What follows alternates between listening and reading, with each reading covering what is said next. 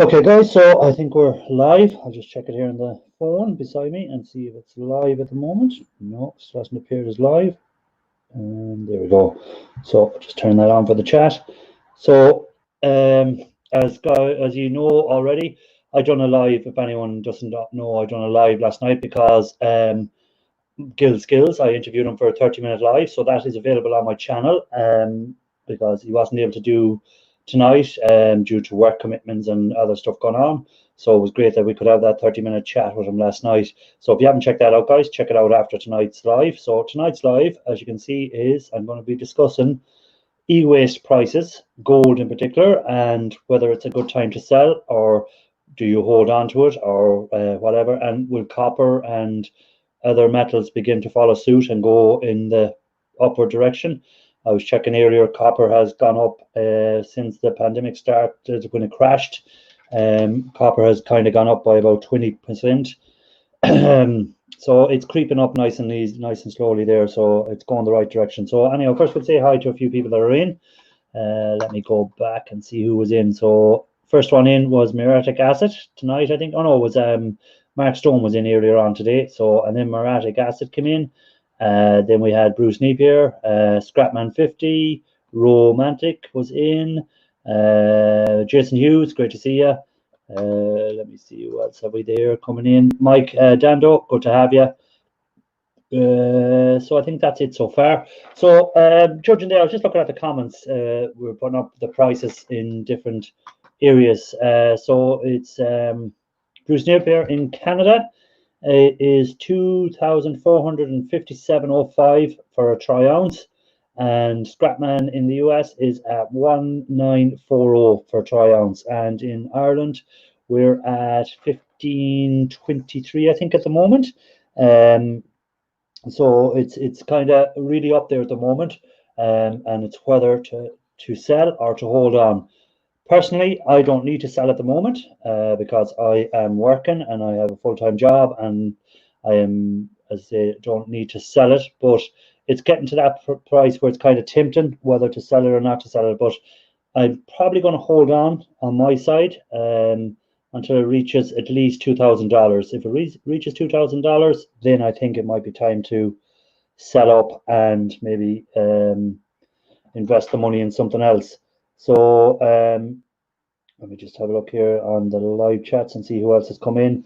Mark Stone, Parknest come in. Good to see you. Shark Scrapper, having a thunderstorm early, lost power and internet once. Hopefully I'll be able to stay in. So he's in the middle of one of his storms. Let me see who else. Was there anyone else pop in? Did I need to say hi to? No. So, guys, what's your take on it? We'd say the guys that have the gold like Scrapman 50. Are you planning on holding on? Are you planning to cash out? What's your plan at the store at the moment? Mido Canas, I presume. I don't know. I'm very bad at pronouncing names, but welcome. Great to have you in. Paul Shorthall, great to have you in. Yes, sell at 2,000, then it will go up to 2,000 the following week. Yeah, that could be the thing, but it could also drop.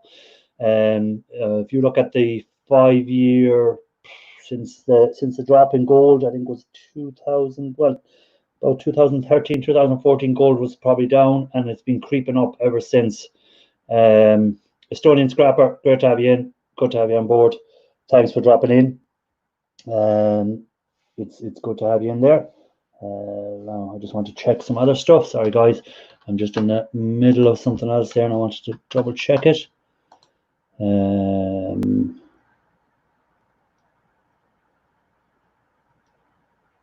Sorry, I'm just checking something there. Okay, everything is grand.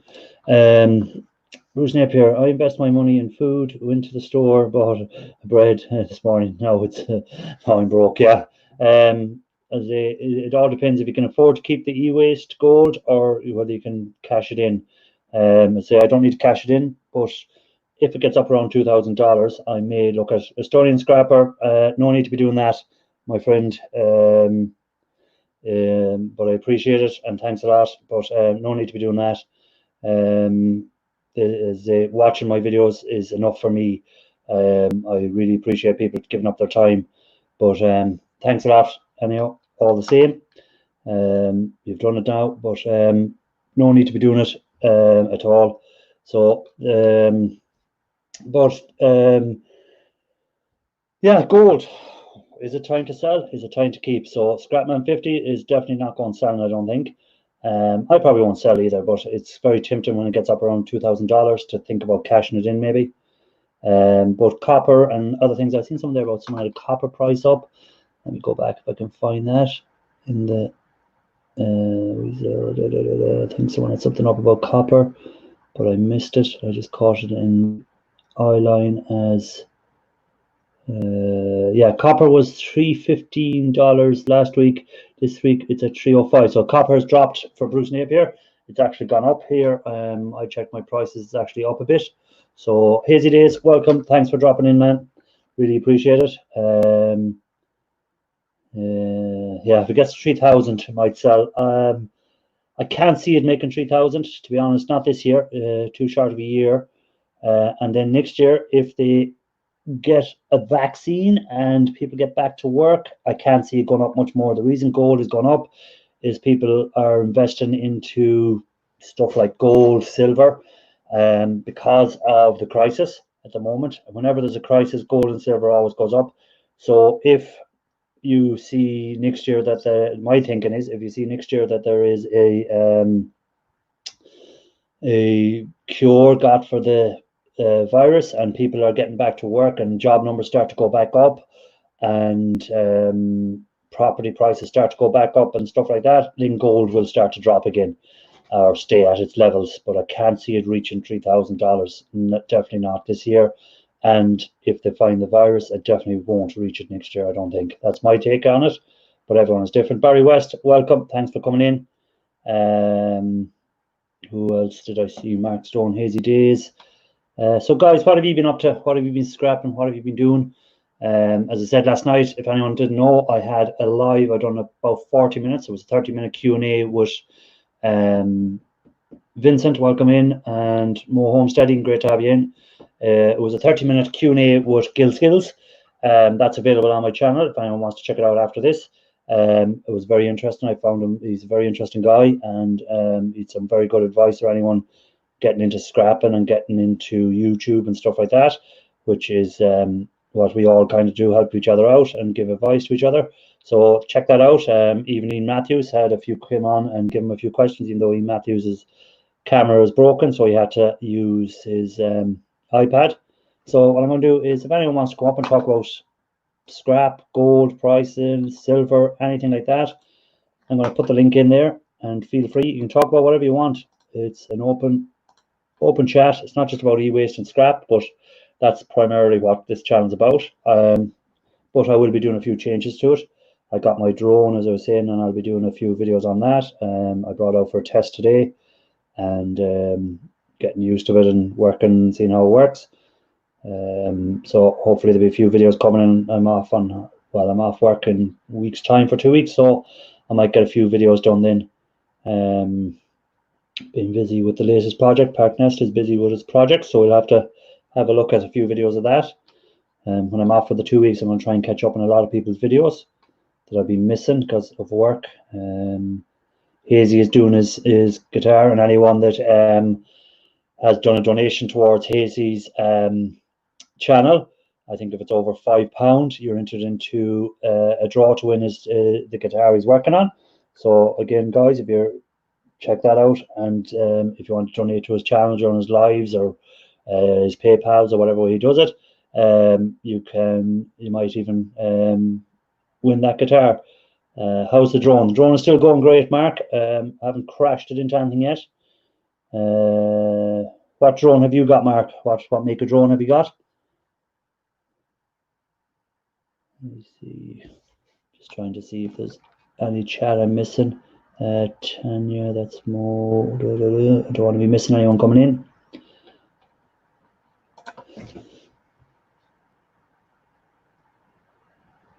I should have brought something I could be scrapping out while I was talking, but I've left everything downstairs, so I'm just stuck here, guys. So can we drop Gil's link? Of course you can drop Gil's link. That is not an issue.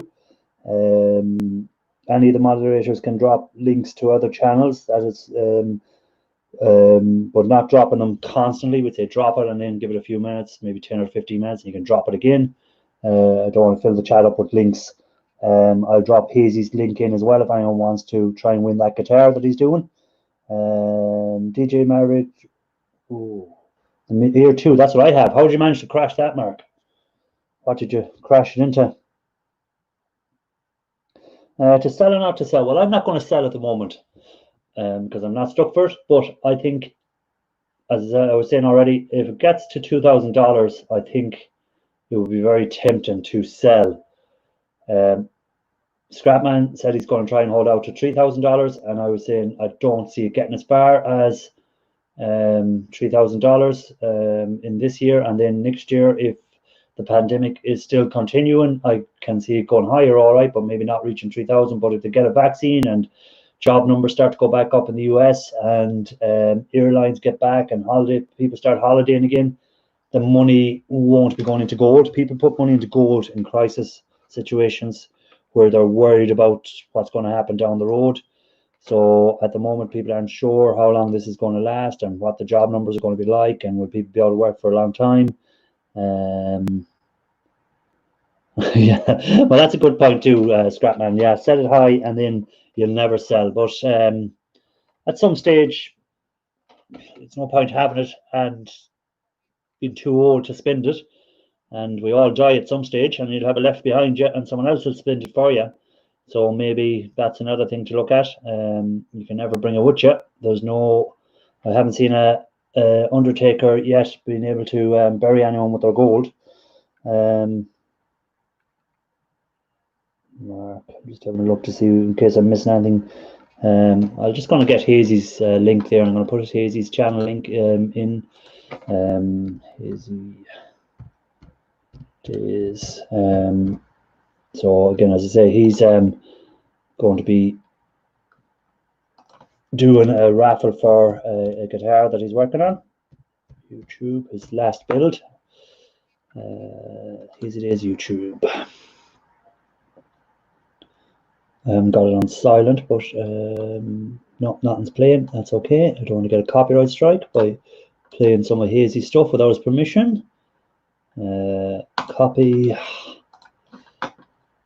AJP Guard Machinery, welcome. Great to have you in. There's no pockets in it. That's true enough as well, Paul. So that's I'm just putting. Well, Ro has put in Guild Skills live there, so I'll let that one run for a while before I put in the one for Hazy Days. But I was going to say in there was something. Oh yeah, to sell I'll sell when we prove aliens exist. Yeah.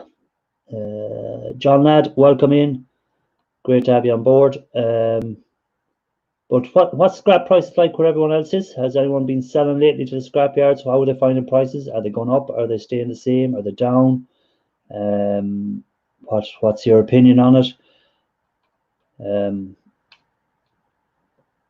know, it's something I don't really do much of. I don't have much of the thing because I hold on to it, and I'll do swaps with other people who will hold on to the boards for me for the e-waste, and I'll give them the copper and aluminium and steel and stuff like that I pick up, and that way then I get more value out of it, I think, than going to the scrapyard with it for the prices that's being offered at the moment.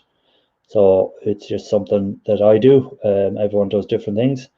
You know, but everyone thinks so. I'm just going to stick in Hazy Days link, and if you're not subscribed, he does a good live show on a Sunday night, usually not every Sunday night, but every couple, or maybe the last couple he's been doing them. But loaded bag, Mark's not on name it.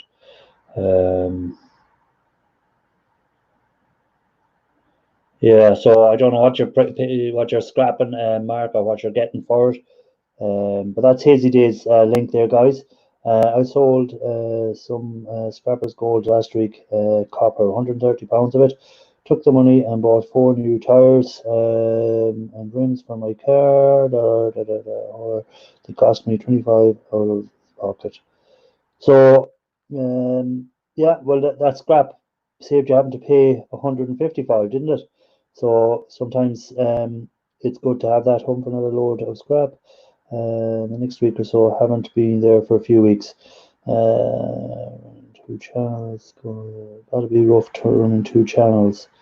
Shred is 130 a ton here. So 130 a ton, so that's about 100 euro roughly a ton then. So that's not a bad price because over here I think it's only 70 euro. So you're getting a good bit there. So sorry, there's someone in the basement. I've been chatting here and I've missed them in the basement. Give me a second. Shark, what's the story? How are things with you? How's the thunderstorm going? It's tapering off now, so I think it's safe enough to come up without risking getting shut down right away. Okay. Do you want to reach out the window with an electric rod there and we can see how it goes here? Well, I was out, working on some stuff when it got my attention rather quickly, so I had to pack up pretty quickly and get inside. Yeah, who's come in? Johnny Five just come in there. Johnny Five, welcome in. Hey, Johnny how are Five. you finding the price? You go to the scrapyard fairly often, so how are you finding scrap prices at the moment over there? Are they staying stable? Are they going down? Are they up? So steel went down a little bit. My yard wasn't paying the best anyway. So last week we dropped from 4 cents a pound down to 3 3/4 cents a pound.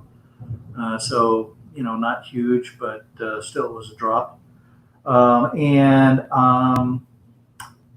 have recently found a new yard for my copper and aluminum, and they're paying better prices anyway than the previous yard. So I haven't seen, I can't compare any change on them yet. Yeah. But when I was talking with the yard manager about how things were going, he said they're doing fine. So I guess that's a good sign. See there, Ro has just put something in the chat there for you. Shark, I pay the same as board sort on CPUs. So it looks like Ro has started buying CPUs off people. Oh, okay. All right. Well, Ro, let's I'll go look up your email and shoot you a note, and we can talk about what we got going here. I'm assuming that you're referring to those iSeries that I found in that latest batch of computers. Yeah, I seen that. I didn't watch that video yet. I seen you uploaded it today, with your 1,200 and something pounds of computers, was it? Yeah, 1,250 pounds, so it's a new yard that one of my viewers that's kind of local to this area told me about. And I don't know if he wants me to mention his name, so I will if he says it's okay. Otherwise, I'm just, I'll leave it innocuous right now. But he told me about this new yard, so I went over. It's a little bit out of the way for me, but it's worth it because their prices are much better than what I was getting at the other yard, and I was able to negotiate a deal with them to buy pallets of computers from them. And then, I process them and turn them around, and it looks like it's going to be a win-win. Yeah, good. What's up, Scrapman? Welcome. Scrapman 50 is coming on to show us his gold. He's going to make us all jealous with all his ounces of gold. I know well what he's up to. Oh, he's on the copper today. So he is. He's on the copper. Scrapman has set the price high, so he definitely won't sell his gold. Happy Looks, welcome to the chat. Who else came in there? There was someone else came in that I missed today. No, I think that was it. But yeah, the gold prices have really gone up in the last 2 weeks. They've shot up again, which is a good sign. But it's very tempting to cash out, Yeah, and it's boy, that's a rough one. I've been looking at it now. I might actually sell off some of my gold and silver, sell into this rise. I don't ever sell all of my holdings anyway. Yeah. But I'll start selling into it, and usually what I'm trying to do is sell off enough that I've recouped all the costs that I've incurred buying into it, and so then I hang on to the rest, and it's all profit after that. That's your profit then. Yeah, that's your pure profit. But it's if the pandemic continues late into next year, I can see the prices getting maybe to $2,500 or maybe $2,300. But if they get a cure fairly early in the year and the job numbers start to go up again in America, then I can see gold staying as it is, or maybe even dropping a bit. You know, because it's such a hard thing to do. You know, trying to guess where it's going to go. There's so many variables that can play into that. Well, it's kind of, gold has always been linked to the American economy. If the American economy is struggling, gold prices go up. If the American economy is booming, gold prices stay stable. You know. Yeah. And at the moment, your numbers aren't good in the economy, so that's the reason gold has started to shoot up. Yeah. Thank you, Ro. I appreciate it. Ro has dropped your link in there. That's Shark Scrapper's link. If anyone's wondering what Ro is dropping in a few links, he asked me could he drop in a few links of anyone that's fairly coming regularly to the channel, and I have no problem with that at all. That's £1,250 of computers. You were just saying, was there a lot of i processors in them? A lot of what? I processors, the Pentium I's. Oh, well, no, I wouldn't say a lot. Let's see, what did I find? I believe, if I remember correctly, it was one i7 and a couple of i3s, I think was the tally. I'd have to go back and look again real quick. Yeah. Thank you. It's great that you have someone bringing you tea and cakes and everything.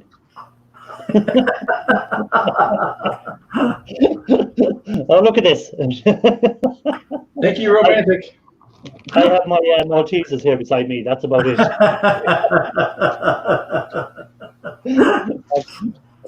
And Scrapman has his copper.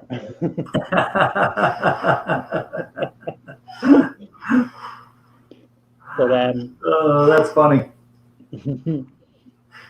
But did you watch I seen you watch the Guild Skills video. I did. Yes, I missed it when it was live, but I did watch it through and listen. You know, he's an interesting guy, and I remember Gil's back from, man, when I was first starting to watch the YouTube videos on scrapping and things like that. I remember him and Moose yucking it up during some live streams and stuff like that. So yeah, I've been a fan of Gil for a long time. Yeah, I used to try and catch some of his live streams with Moose, but because of the time difference, they were like on at 1 or 2 in the morning here, so it was very hard to stay up and watch them all night. Yeah. The time difference can be a killer sometimes on it, you know. Scrapman, be careful you don't stick yourself in the eyeball there, putting those earplugs back in.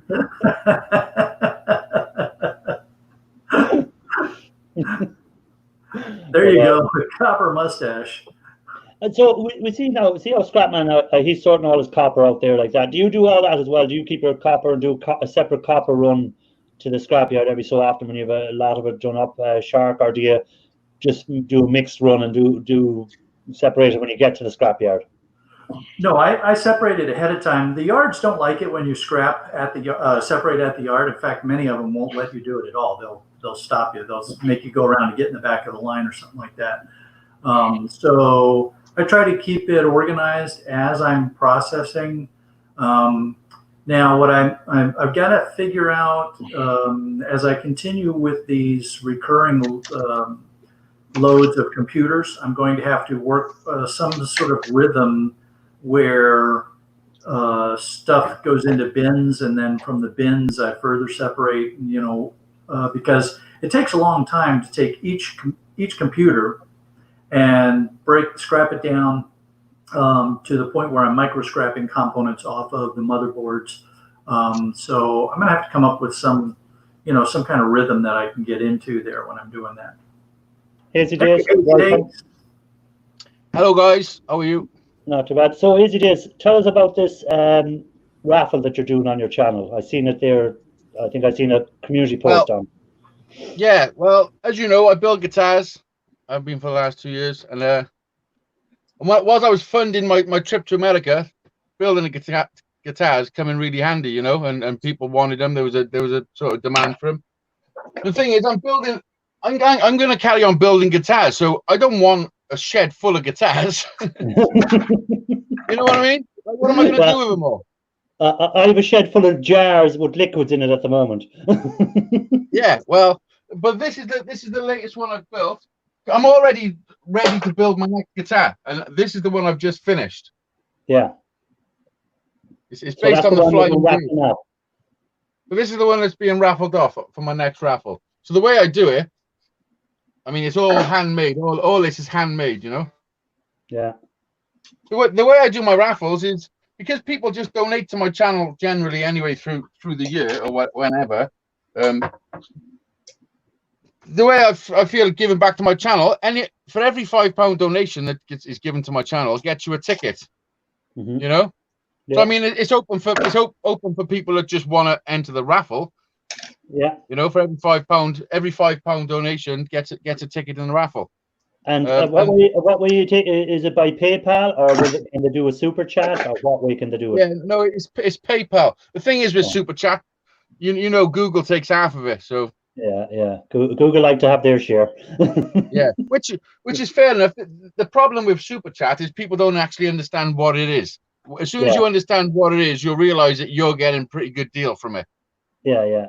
You know, because all it is it's a company that highlights people's comments for a fee, whatever they want to pay. You know. Yeah, exactly. Good deal, and then they give you the majority of it. Yeah. But when I say majority, over 50%, you know. Yeah, I bought the you have the Mavic Air thing. I bought the new Mavic Air 2, so I did the other day. Did you? Yeah, I was testing it out today. It's a fairly decent yoke. Yeah, because so when you come over to Cardiff, you were tempted to buy it then, weren't you? Yeah, I was going to buy it then, and then I left it too late to buy it that day, so I had to catch the ferry going back, so that I hadn't time to go. So you got the Mavic Air 2? Yeah. So it has a bigger sensor in it, I think, and it has I think it has, what else did it say that has different on it? I think it can longer flight time. That's about it. Yeah. Much other than that. But it's an incredible drone. It's probably the best one out there, to be honest. Yeah, I was playing with it today, and I was testing it out today, you know, and it was good. They pretty much fly themselves. They pretty much fly themselves, you know. Yeah. Well, that's what I needed. I needed something that could fly itself, because I'll definitely smash it into a wall. You'll have great fun with it. The only downside to having a drone in this country, and I class you as the same country as me because you're only fucking 100 miles away. You know, weather-wise, is the weather. You know. Yeah. That was it today. I had it out today, and I did about. I'd say I was flying at about. I'd gone through one battery, which was 25 minutes, and I was halfway through the second battery. And next thing, it started to lash rain, so I had to take it in out of the rain again.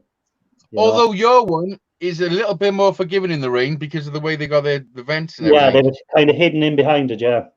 Yeah. So although you know you don't want to fly in the rain, the wind you got to be careful with. I chucked mine out last week, and I was just low level flying. In fact, I put a video up. Yeah, I see. I think I've seen that video. Yeah, and that was some. At one point, it was going away from me, and I couldn't bring it back. The wind was just taking it, you know. Yeah. I think this one can. Well, I was looking at. I didn't have high enough winds today to test it, but I was looking online with a guy that was testing it, and he had it up in 35-mile-an-hour winds, and she was staying steady in that. Really? Yeah. 30 miles an hour is pushing your luck. Yeah. You know. Yeah. So because I've also got. This is my second drone. I've also got the Phantom 3 standard, and I've had that for a couple of years, and that's a big chunky thing. And even that I've had out in high wind, and I've been pushing forward to come back to me, and it's going backwards where the wind is just, you know. So then you got to like you're walking towards it instead. Yeah. Well, I modded the Phantom 3 and I can fly at 1,000 meters. Okay, that's good. Yeah, for the Phantom 3, it's good. I mean, the ones we got now, they go for miles. Yeah, that's the thing about them. That's I had that here today now, and I had to get permission to fly it where I was flying it because I'm not far from an airport, so I had to get I had to send a message and that to send me a code to allow me to fly it in that airspace and stuff like that before I could bring it up into that airspace. But I brought it Pretty away. straightforward. Obviously, you've done your drone yeah. pilot's license thing. Yeah, you had to do that sort of carry on, you know. You have to 20, go through the this 20 questions. online stuff, you know. I've just done it now. I've just done mine, like literally 2 weeks ago. Okay. I done it for the FAA as well, but before I went to America, so I'm registered with. Do for that. I'm registered with the FAA. If anyone's wondering what that link is, I've just put in the chat. That's Hazy Day's link to his channel. If anyone wants to get in on that raffle, his PayPal is on that channel, so you can check it out. Yeah, if anybody is interested in getting involved, it's great. And what I do with any money that's made from these guitars, like I said, the first load I built was going towards my trip to America, and now I'm just focusing on building more guitars, so getting tools that I need and materials and stuff, you know. Yeah, because Mo was asking there. She was saying, "Hazy, is your PayPal on your channel?" So it is. It is. If you go on my channel and go across to the about of my channel, at the bottom there's links for all sorts, my album, my Instagram, and all sorts of stuff, you know. Yeah, so if anyone doesn't know, Hazy has an album as well, which this is my 14th guitar I've built. Can you believe that? Yeah. You know, so 2 years. Hazy's a Hazy man. I don't stop. So Hazy, did you what? You didn't catch COVID-19, so you want to come to America so you can catch it? Well, listen, I'm not saying it's my fault, but when I left America, it went to shit. I was in New York as well. I mean, I don't know what happened. I definitely see it with your part. I think, to be honest, I'm a little bit worried for New York, but I think I had the last good summer in New York for a long time. Yeah, I don't think New York's going to recover for a long time to what it was. Yeah. You know. Well, see, a lot of people are going to be cautious for years to come yet, because even if they cure this one, they're always going to be afraid there's another one just around the corner. The thing is, this is the thing. There ain't going to be a cure. Yeah, it's I mean, they've had a vaccine for the flu for years. We still got the flu. It ain't going to go away. I don't know why people think it ain't going away. If it is what they're saying, it's here forever. How can you make it go away? How is that possible? If everyone vaccinated at the same time and the vaccinations last a year at least, and everyone has it. You know, the thing is, the vaccination don't kill the disease or stop you catching the disease. It just helps you if you do catch it. It just gives you a bit of it. It builds up your immune system. Yeah. So basically, the vaccine is give everybody a little dose of COVID-19. Well, technically, you're not giving everyone a little dose of the virus. You're teaching the body how to recognize the virus so it knows how to fight it.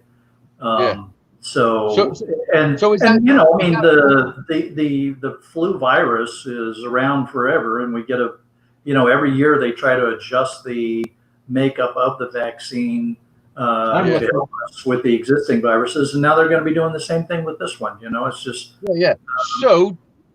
So do they make is it an artificial version of the vaccine that they can manipulate? Is it just to trick the body? Yeah, they make a one that doesn't give you the COVID, but it makes the body thinks that it has the COVID and it'll react to it. Yeah. So see that, Hazy, on there for you. More Homesteading has sent her name in for the draw. Oh yeah, thank you. Yeah. So when are you planning on doing what? When are you planning on doing this raffle? When am I planning on doing it? When I sell enough tickets. Okay. I mean, it's got to be to put it blunt. To put it blunt, the thing Yeah. is, it's like you got to weigh everything up, and it's going to cost me $100 to send it to. I've just sent 3 guitars to America. I've sent 8 guitars out altogether. You know, it's not cheap. So, Yeah. and I'm doing it all. I built this shed just so I could do it with reclaimed wood. Like I'm doing everything on a what's the word? Shoestring. On a shoestring. On a shoestring. You know what I mean? Yeah. But if So, anyone wants to see how we built that shed, actually, there's that video. there is a video, yeah. There's a video on it. Yeah, I enjoyed that video where you speeded it all up and we got to see the shed put up. Yeah, but the thing is, what you didn't see was the 2 months of me driving around in the rain, collecting pallets and knocking on businesses, asking for all sorts of shit. Yeah. You know. Yeah. You know, where I work, Casey, we must have about 300 pallets stacked up outside at the moment. Yeah. And what do you do with them? We give them to anyone that wants to take them. Yeah. Simply, surely there's got to be a revenue there.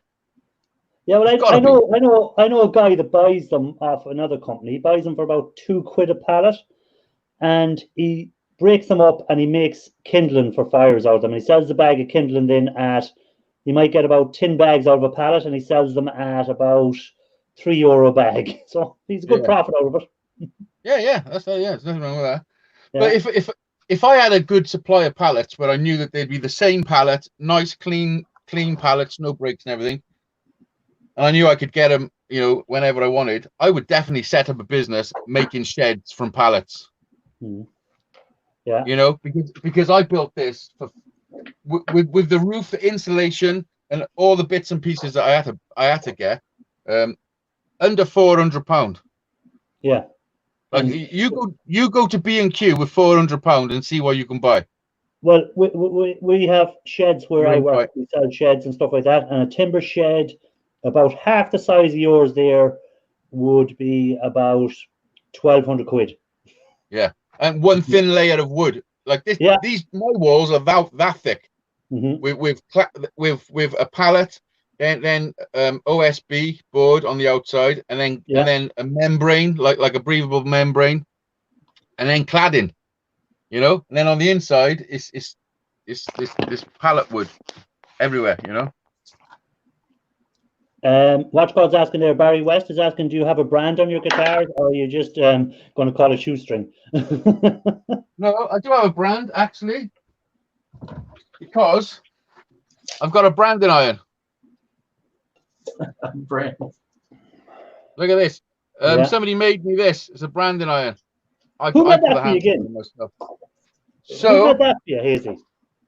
Well, it's Tom Noble had it made by a guy called what's his name? I can't think of his name. But he called in a favor, and I don't know what happened, but he had it made and sent over to me. So that's why I built Tom a guitar. Well, I didn't build it for Tom. I built a 1-string like skeleton guitar, electric, and I sent it to Tom as a gift just for the appreciation. But yeah, the brand of the guitar is Hazy Days. Look, it's actually branded. Look, if you have a look at the guitar, I've reliced it. I've made it look like this was all sprayed nice, and I've rubbed it all down, and I've reliced it. You know, to make it like more all this rustic. all this is handmade. All handmade. So Hazy, are you going to brand yourself too? Listen, 10 years ago, I already would have done it. I'm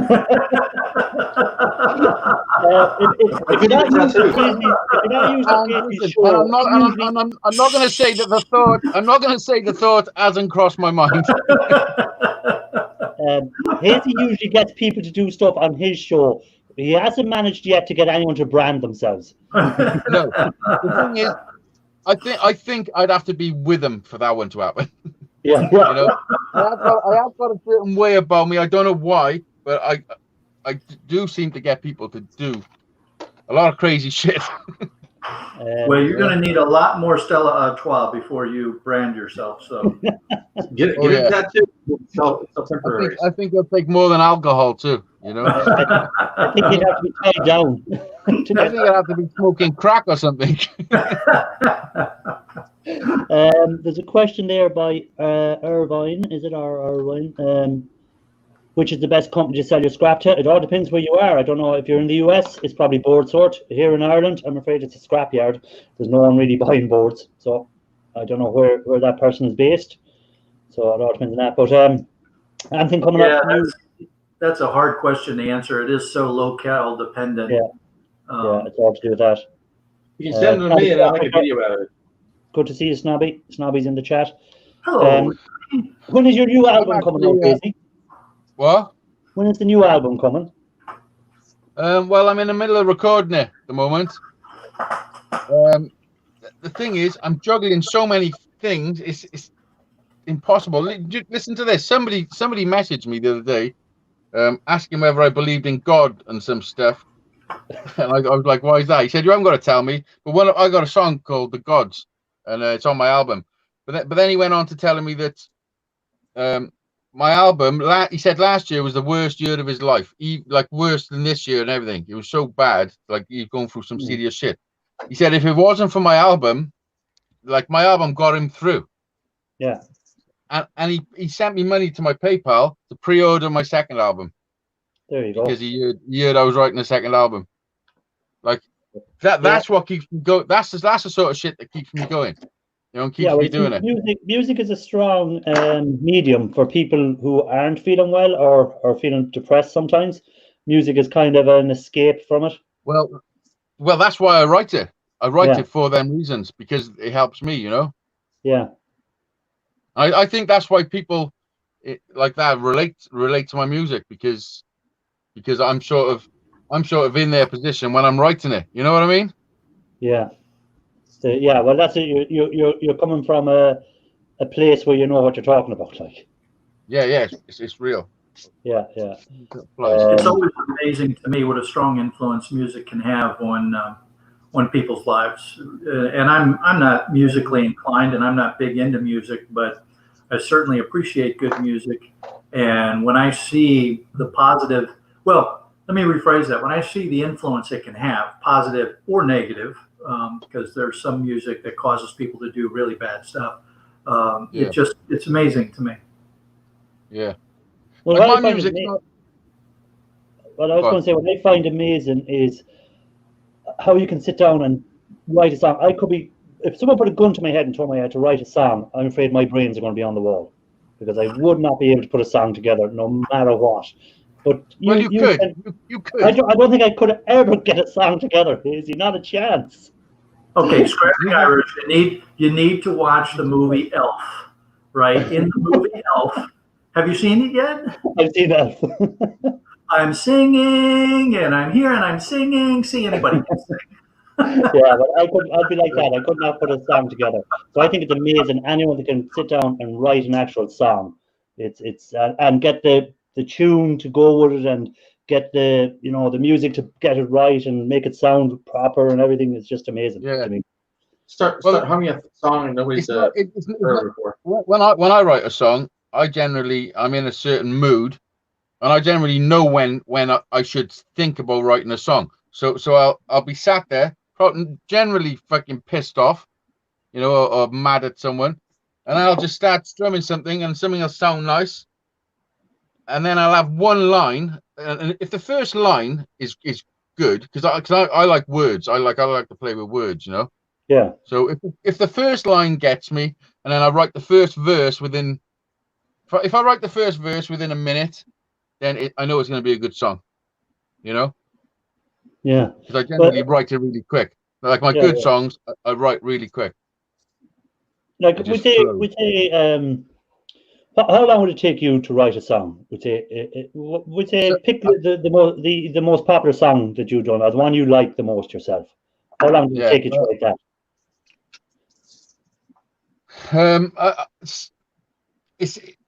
I've wrote songs in 5 minutes, Like I've written songs near enough as quick as it takes to play them. Like it's just come out, and then I've written songs that I've written a bit of it, and then I haven't done nothing with it for 10 years, and then I start writing something else, and I'll remember that other bit that wasn't finished, and I'll combine it. You know what I mean? Yeah. So I've got hundreds of songs like unfinished, and then I still write more. I've just got my head is full of fucking lyrics. Well, it's an amazing thing to me. Anyhow, I find it amazing that people can do that. The thing is, the older I get, the more I forget. The more like. Well, I can tell you, if you asked me what I was doing half an hour ago, I'd have to think about it for a while. Yeah. Yeah. But as long as I'm enjoying it, I'll keep writing songs and I'll keep doing it. You know. Like the reason I started my YouTube channel was because of my music, and I just wanted my songs to be. You know, I had no recording equipment or anything. I just had a computer with a webcam, so I would just turn my webcam on, press record, and then upload that video. You know.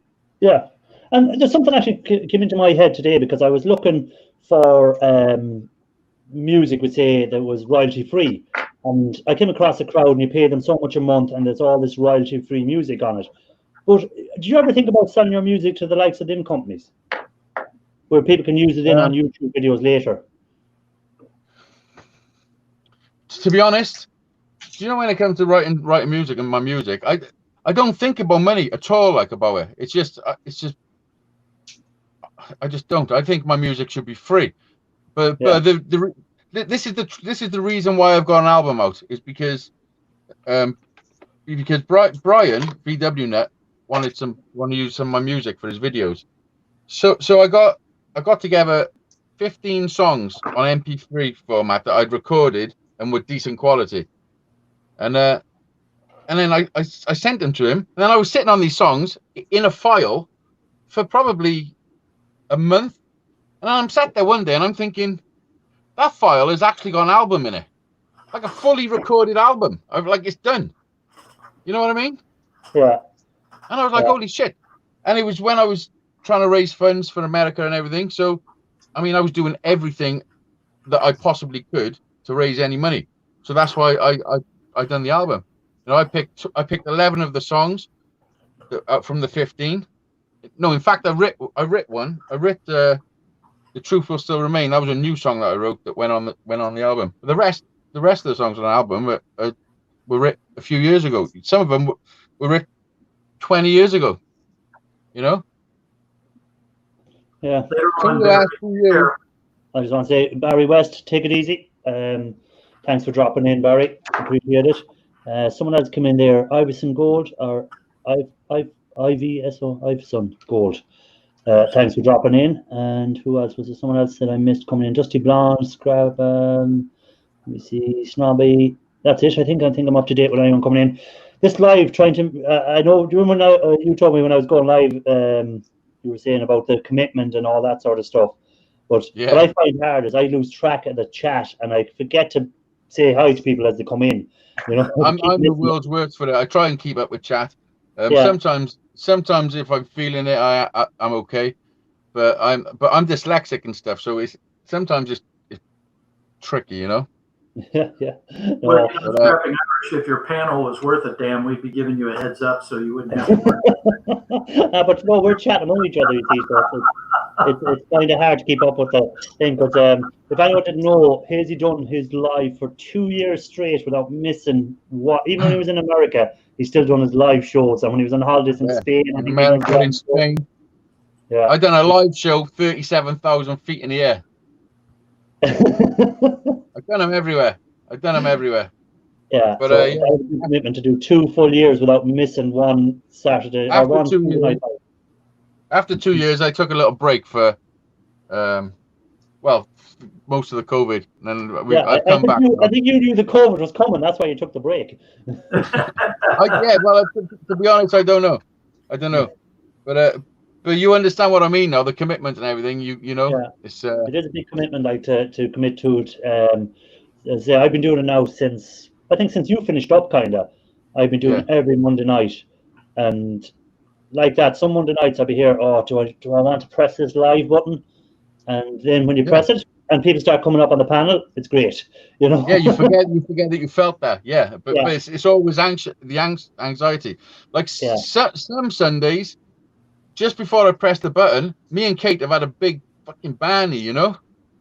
So we've had like, I'm not in no mood to talk to anybody. I want to kill Yeah. people, and then like, it's 8 o'clock, so boom, welcome to Sunday Night Live, and there it is. The You know what I face mean? comes down.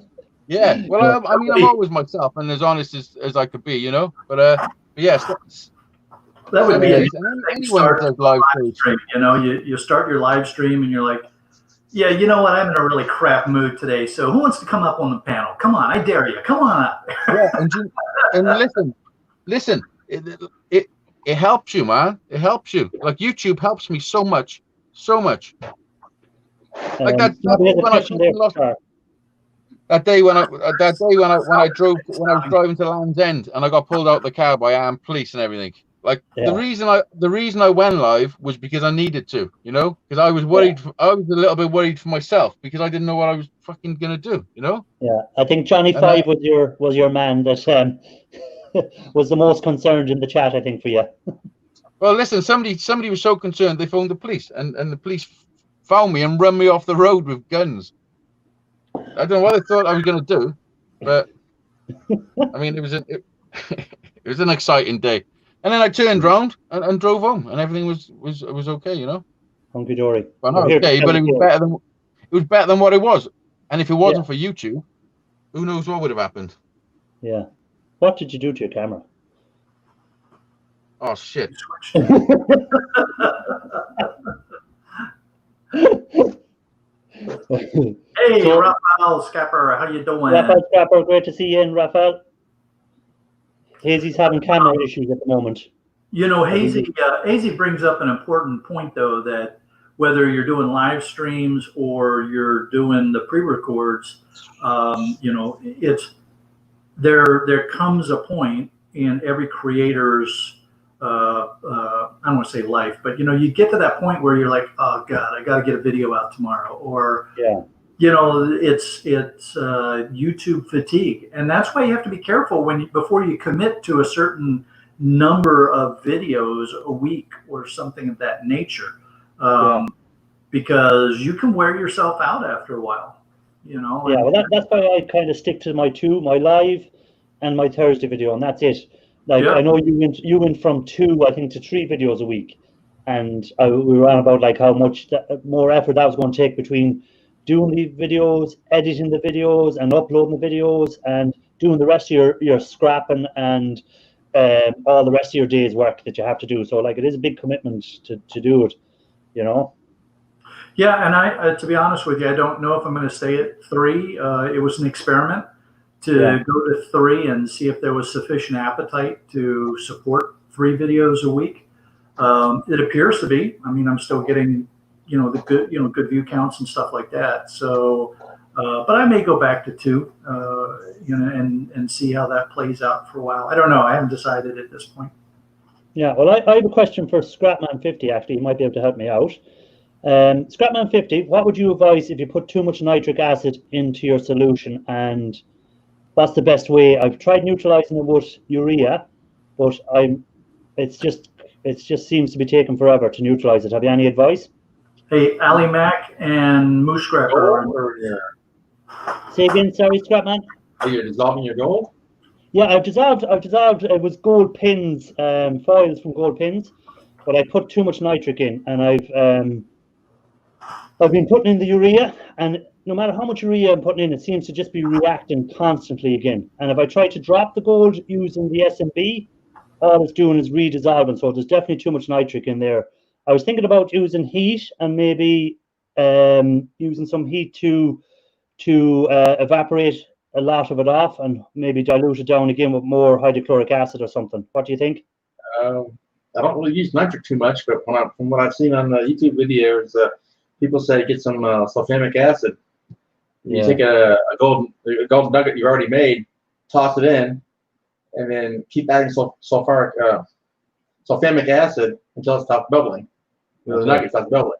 That way you can tell by your gold dissolving when it stops dissolving, you neutralize your acid. Yeah, I was thinking about doing that. All right, I was thinking about getting maybe some moose scrappers in. Great to see you, moose scrapper. I was thinking about doing that. Yeah, putting a bit of gold in, and then just when it stops dissolving, the gold, as you said, stop bubbling up, it should be neutralized then, and hopefully get a drop out of it then.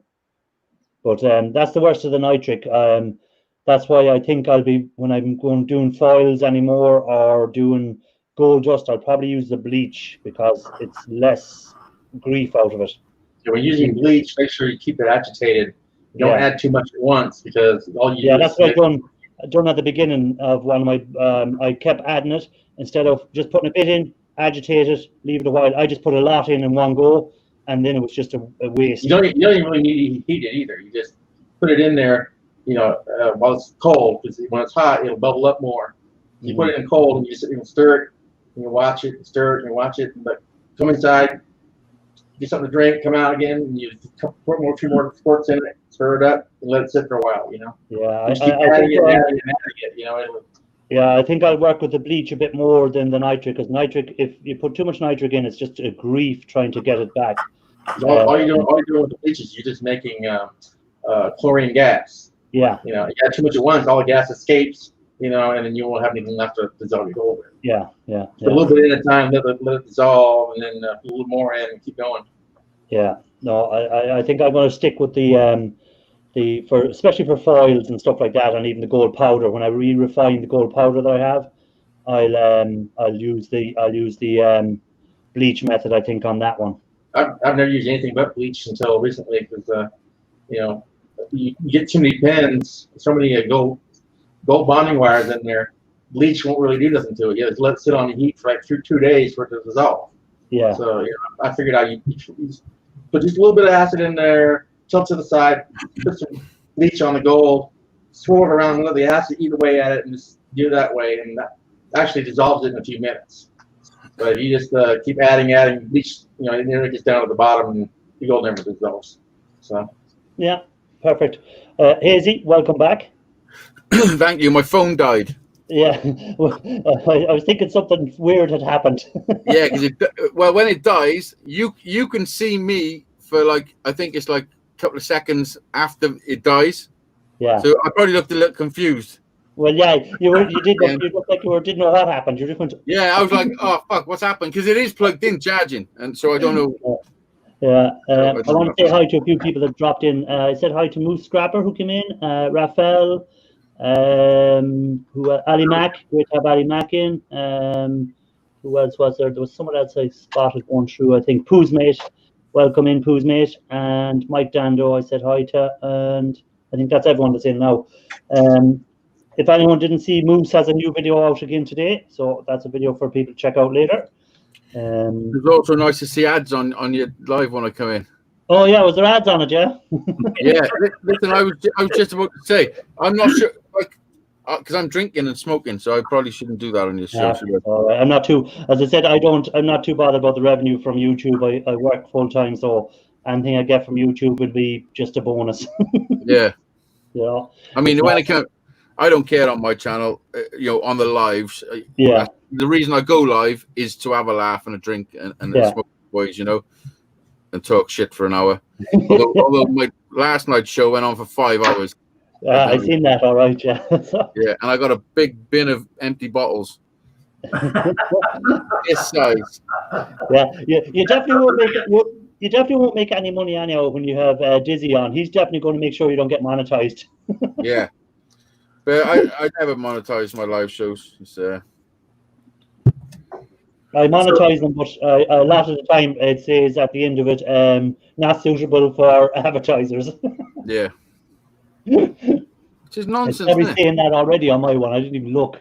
Let me see.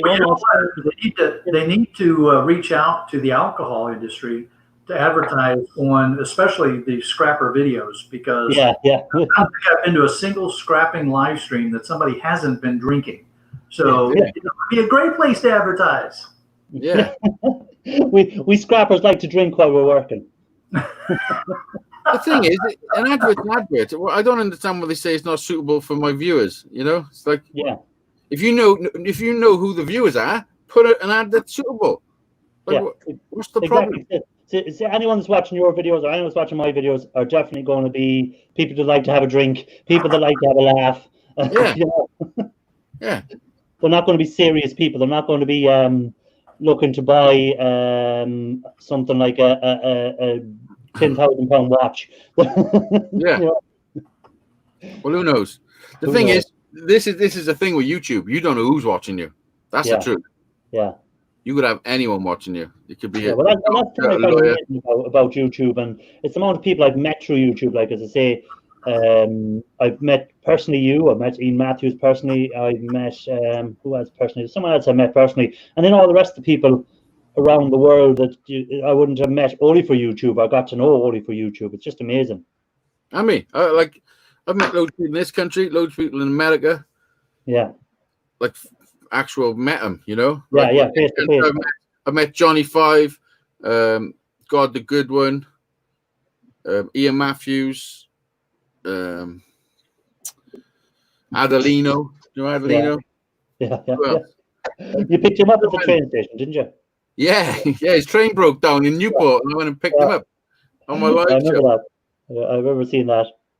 And then when I went to America, I met so many people at Dizzy's party, you know. Yeah, that's you put up the video again. I seen the video there the last day again of you at the party. Yeah, yesterday, because it's Dizzy's birthday tomorrow. So yesterday on a Sunday was a year that to the Sunday, you know. So I put it up. That got demonetized instantly because of the song in the background.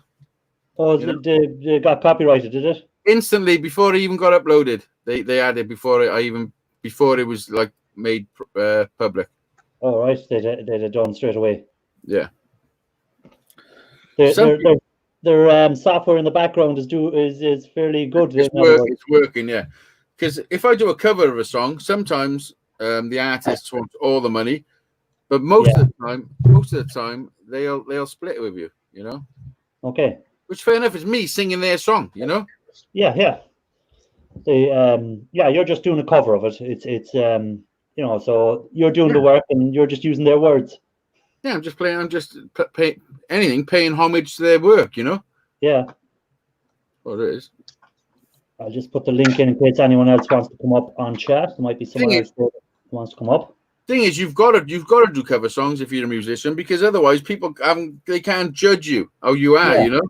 Yeah, well, I like when you do your you know, whenever you do them lives where you play music for half an hour or something like that. I always request an Oasis song anytime I come in. Yeah, which is great because I love playing Oasis songs.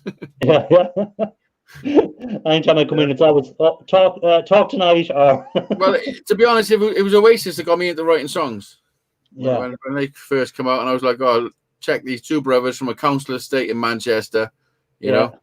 I thought, well, their mother is originally from about 10 minutes away from me. Yeah, that's where their mother grew up here in Ireland. Yeah, and I met them in a bar one time here. We had finished work in a factory, me and another guy, and we went into the bar that his father owned. Yeah, and there was a buck on the door, and he goes, "Sorry, private party are not allowed in." And the man goes, "Oh, this is my father's bar." And the man went in and he checked, and he said, "Okay, you can come in." I went in, and there was Oasis inside in the bar. So we got and we were all like covered in muck and shit and everything from the factory. And the man goes, Noel goes, "I remember," he said, "when I used to have to work like ye for little money." And he said, "No, I don't have to do any of that shit." Is that what he said to you? Yeah. And then he bought his beer, so he was sounding. Yeah. Nice. Yeah, I've never met him, but I've been to see him a couple of times. Yeah, I've been to see him. I think I've seen him live about 10 or 12 times. Have you? Holy shit. Yeah. I seen him in Glastonbury in 94 or 93. Yeah. I seen him in Millennium Stadium, and I seen him in the CIA. Yeah. No, they played a good bit in Ireland. So they would have, and they play. There used to be a festival on every summer, and they used to play it nearly every second year. And then they'd done a couple of their own gigs as well as the festival, so got to see them a good few times. They were an unbelievable band when they first got together. You know, their first 3 albums were brilliant. they changed British music for the best. Yeah. It was going a terrible direction. Yeah, they never broke America, so they didn't really. No, too many drugs. That's what that Yeah. is. Yeah, Anyone that doesn't break America is doing too much fucking coke. Yeah, You they know? were too wild for America, so they were. Yeah, you can party that hard and work as hard as you need to work to break America. America's a big place. Yeah, You know? Big yeah. place. There's not too many bands from this side of the But I think world that break they're doing well in America. America now as solo artists. Hmm. I think they're both doing well. You know? Just say Snobby, can. take it easy. Snobby's popping off. Thanks, Snobby, for being in. Take it easy. Later, Good night, Snob. Snobby. Have a good one. Yeah, no, there's not. It's mainly solo artists. There's no real bands that break America anymore. No. It's all hip hop now. I think is the big thing. Yeah. Yeah. So, I could see Shark Scrapper being a big hip art follower. What? I could see Shark Scrapper being a real R&B sort of music guy. Yeah, didn't you see me when I had that DJ thing that I was scratching? I've seen that video. When you were doing He already said he's not really into music, so if you had to choose a song to listen to for the rest of your life, what would it be? That's for you, Shark. Oh, that's to me? Yeah. Let's see.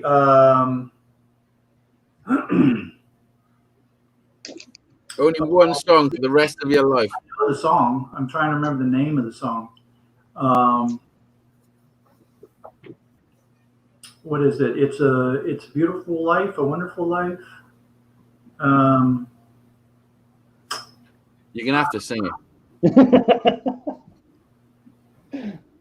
They change the words so you don't get copyright strikes. So, Oh yeah, we'll definitely know it then. yeah. Okay, so here you go. And I think to myself, what a wonderful. Oh, wonderful! Yeah. Yeah. Trees of green, red roses too. I love that song. I absolutely love that song. Yeah. I've actually done a cover of that. Of that song. There we go. So Shark will have to check that out later. Yeah. That's a good song. That is a good song. Good Mine choice. will be Live Forever from Oasis. I don't mind listening to that over and over and over. Yeah, that's a good choice. What would I choose? I would choose. I don't even know. I don't even know. Probably a bit of Bob Dylan song. Something like Masters of War. Oh, very deep. Yeah. Man, what song would you choose to listen to forever? I don't even listen to music. Well, not at all. Yeah. No. So you can turn the radio on in the car. Well, I have to have music on the car. I can't go anywhere unless there's music on. No, I know. If I ever do a video where I'm videoing from the car and I can't have music on because of the copyright, I'm here like, oh, I need to put music on. Yeah. Or you want to listen to your neighbor's music, you know. What did All someone you hear is classic rock, basically anything but hip hop. So Raphael is not a hip hop fan. I don't mind I like hip hop. I like the old stuff. I like Everlast and that type of stuff, you know. Yeah. But Everlast to be more rocky than hip hop, I'd say. Would you not? No, it's hip hop. Is it? Okay. See? Well, yeah, it's a bit of rock. It's like there's a bit of rock in it. It's a bit of a mix, and you know. Yeah. You know, I definitely be indie music. I just like indie music or that sort of music. Yeah. You know? I know. I was listening to the Charlatans earlier. I haven't listened to them for a long time. Yeah, Moose Scrapper is just commenting there about your guitar. You're saying it looks a sweet guitar that you have there. Yeah, the one I just built. This one. It sounds great. There's a video of me playing it. There's an actual video of me playing it. And the beauty about these, if you want to play the guitar, but you feel like 6 strings is too much, 3 strings, you can play with 1 finger.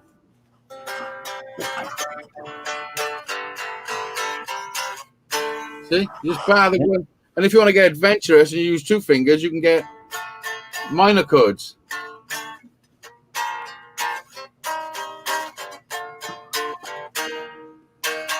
See, one finger. There you go. And this can be yours for £5 if you win the raffle. You know. There you go, guys. Go to his PayPal and stick your £5 in, and you might get that guitar. And again, he'll post it anywhere in the world. Am I correct? Anywhere in the world. I've the furthest place I've sent a guitar is the Philippines. That's a long haul. Yeah, they're all over America. They're in England. They're everywhere, all over the world. What, Filipino people or just the guitars? Filipino people. I mean, wherever I go, sneaky little bastards. I couldn't resist. You left the door open, so I had to go in.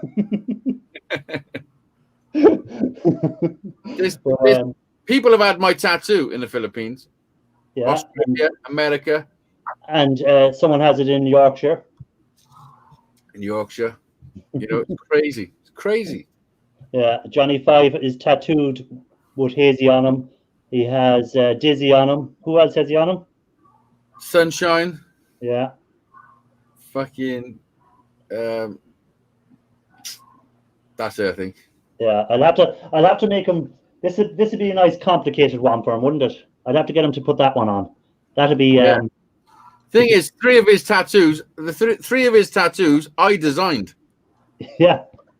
Like they're my designs. Yeah. Yeah, but how is he going to make it shiny? I don't know how we get it shiny. That's the problem. Baby oil. I shine up his tat every time he goes out, huh?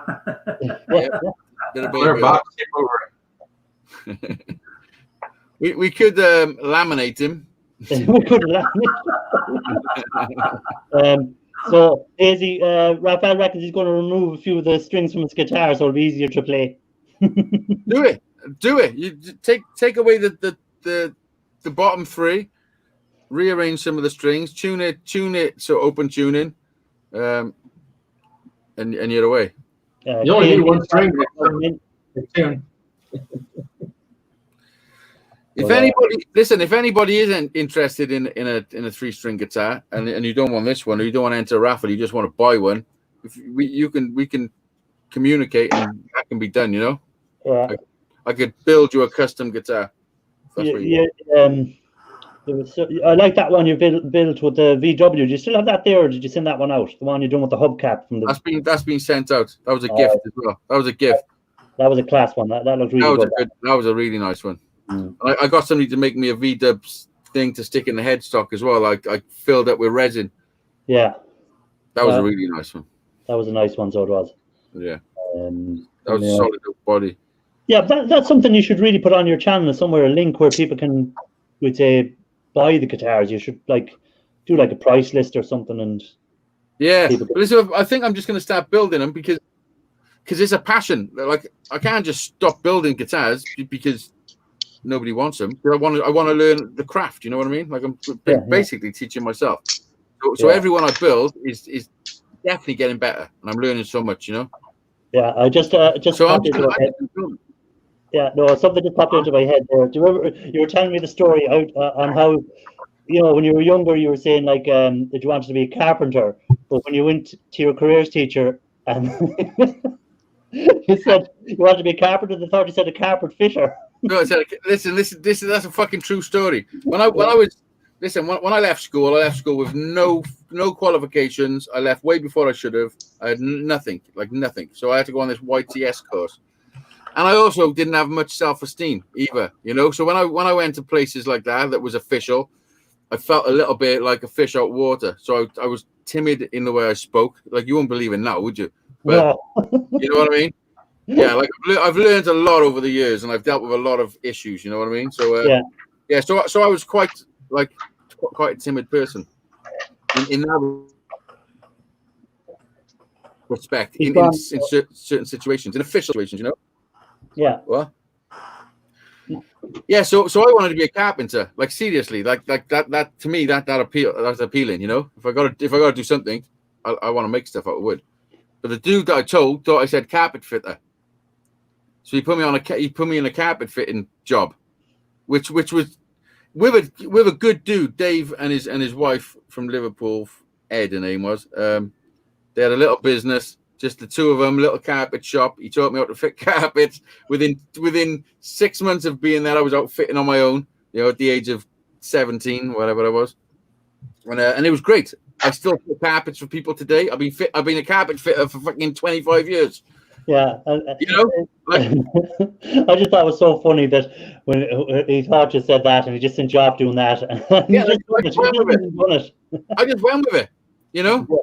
Just went and done it. The people were cool. They give me extra couple of quid every week. Because YTS was like 35 quid a week.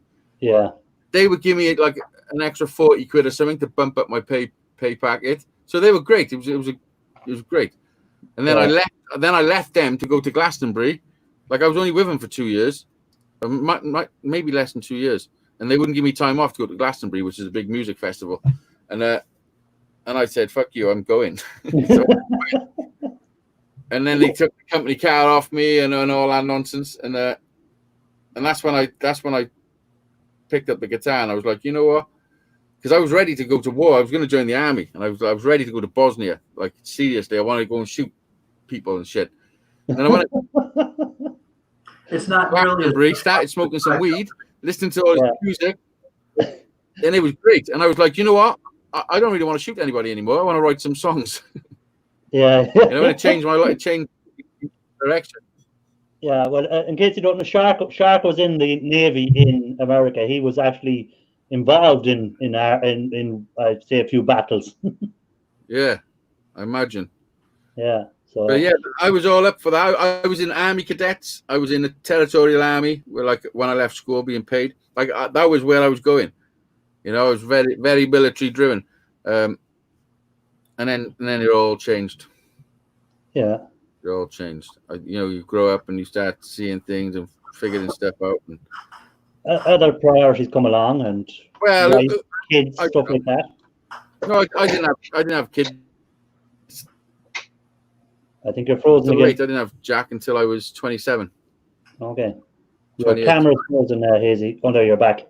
What? I actually tried my hand at carpentry as well. Yeah, because I'm on the Wi-Fi. What do you say, Shaq? Oh, I was saying I tried my hand at carpentry as well. For many years, I tried making stuff, and well, now I'm a scrapper taking stuff apart. So that tells you how good a carpenter. Yeah. That's the same reason I scrap stuff out. I'm no good at putting stuff together. Brilliant at taking it apart. I have no problem getting it apart, but put it back together, that could be another issue. Yeah. When I was younger, I used to get up in the middle of the night. I know. I was thinking about it.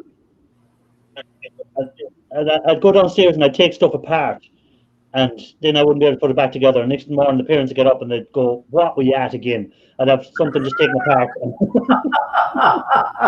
Yeah, I was like that. I was like that as a kid, always taking stuff apart.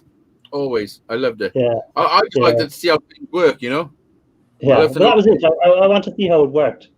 Yeah. I'm still like it today. I took an alarm clock apart one time and I had everything out on the table, and I go, "Oh yeah, I'm going to get this back together, no problem." And in the end, I couldn't get back together, so I put the two things together, no insides left, dumped the insides, and the parents were wondering why the alarm clock wasn't working. Yeah, good night, Ali. Enjoy your dinner. Ali, take it easy. Don't eat too much, Ali. Leave room for the dessert. Oh wow! Speaking of dessert, last night my wife made Japanese cheesecake. Oh man, is that good? Well, you're going to have to tell me what Japanese cheesecake is, because I know what most cheesecakes is, but I never heard of Japanese cheesecake. So is it Japanese cheese? No, Japanese cheesecake is light and fluffy. So imagine, you know what an angel food cake is? That nice, light, fluffy kind. Yeah. Well, imagine a cheesecake that's light and fluffy like that. Hello. It's going to break loose now. Jimmy's in. Hey, welcome to the show. You let anyone in here, huh? I know. I let anyone in. I don't know how a wannabe guitarist ends up in here, but yeah. Oh, look at Jimmy straight in with the fucking jab. Yeah. He's not holding back any punches tonight. He's letting you have them all. Uh-huh. Nice green screen. Like I tell you, me and Jimmy are having a boxing match in Vegas. As soon as all this stupid fucking shit lies down a little Oh bit. yeah. I like your green screen, Jimmy. What's that? I like the green screen behind you. Oh, thank you, sir. Yeah, it looks good. Let me make that bigger so we can all have a look at it. Let me get it up here bigger. Yeah, a buddy of mine, Mark from Texas Radio and Comedy or something like that. He made it for me. I don't know where he stole the picture, but yeah, it's good. He sent it to me. You just got to build the bike now, Jimmy. Yeah. I'm working on it. You know. Hey, Roman, take care, man. We'll see you later on.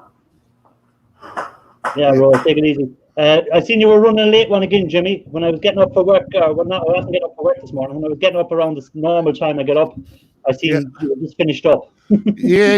You know, I've been rather enjoying that Sunday night late stream. You know, Sunday night, Monday morning. yeah. You know, it's kind of a good way to finish off the weekend. You know. Yeah. Go So back Jimmy, you having your breakfast and coffee with us right now? Is that what's going on? Me? Yeah, basically. I did just get up. Yes. What are you tired of live streams after mine? Huh? How many hours did you live stream yesterday? Mine went on for 5 hours. I don't know, but I didn't start up again until like 10 or 11 o'clock at night, my time. So, didn't you? Yeah. And what time did you pick up at? I turned mine off when I stopped mine. 1 o'clock in the morning. Yeah. I don't know. Your time, maybe, but you know, my time, yeah. There was a couple. There was definitely a time. few hours in between streams. I even went and done a beer run on the electric scooter again. Yeah. Well, yeah, I had to leave you and make dinner, so I made dinner. Or we ate dinner. And, I don't know. It was a few hours later. I fired it up. You know, like I don't know how you can do that long of a stream. Like I just try and keep mine to the 2 hours if I can. Well, you don't. That, I'm just getting tired myself after that. Well, you know, I have nothing better to do, so. Yeah. Is that not a better thing to do? If you're having fun, you just keep going, you know? Yeah. And the hard thing is, you know, is you start feeling a little like, oh, it's getting a little, you know, the chat's a little slow or whatever, and people aren't talking so much on the panel. And then you look over and you see that there's still 20 people in the freaking room.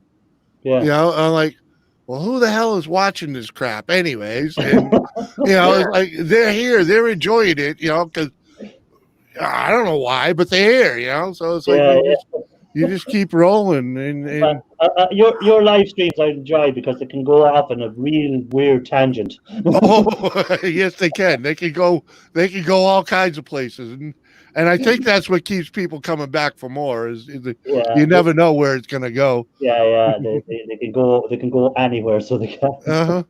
Hi, Mo. Good to see you, girl. That's what I like about my show. You know, it's like when you have a variety of guests, especially ones that you can make shave. You know? Yeah.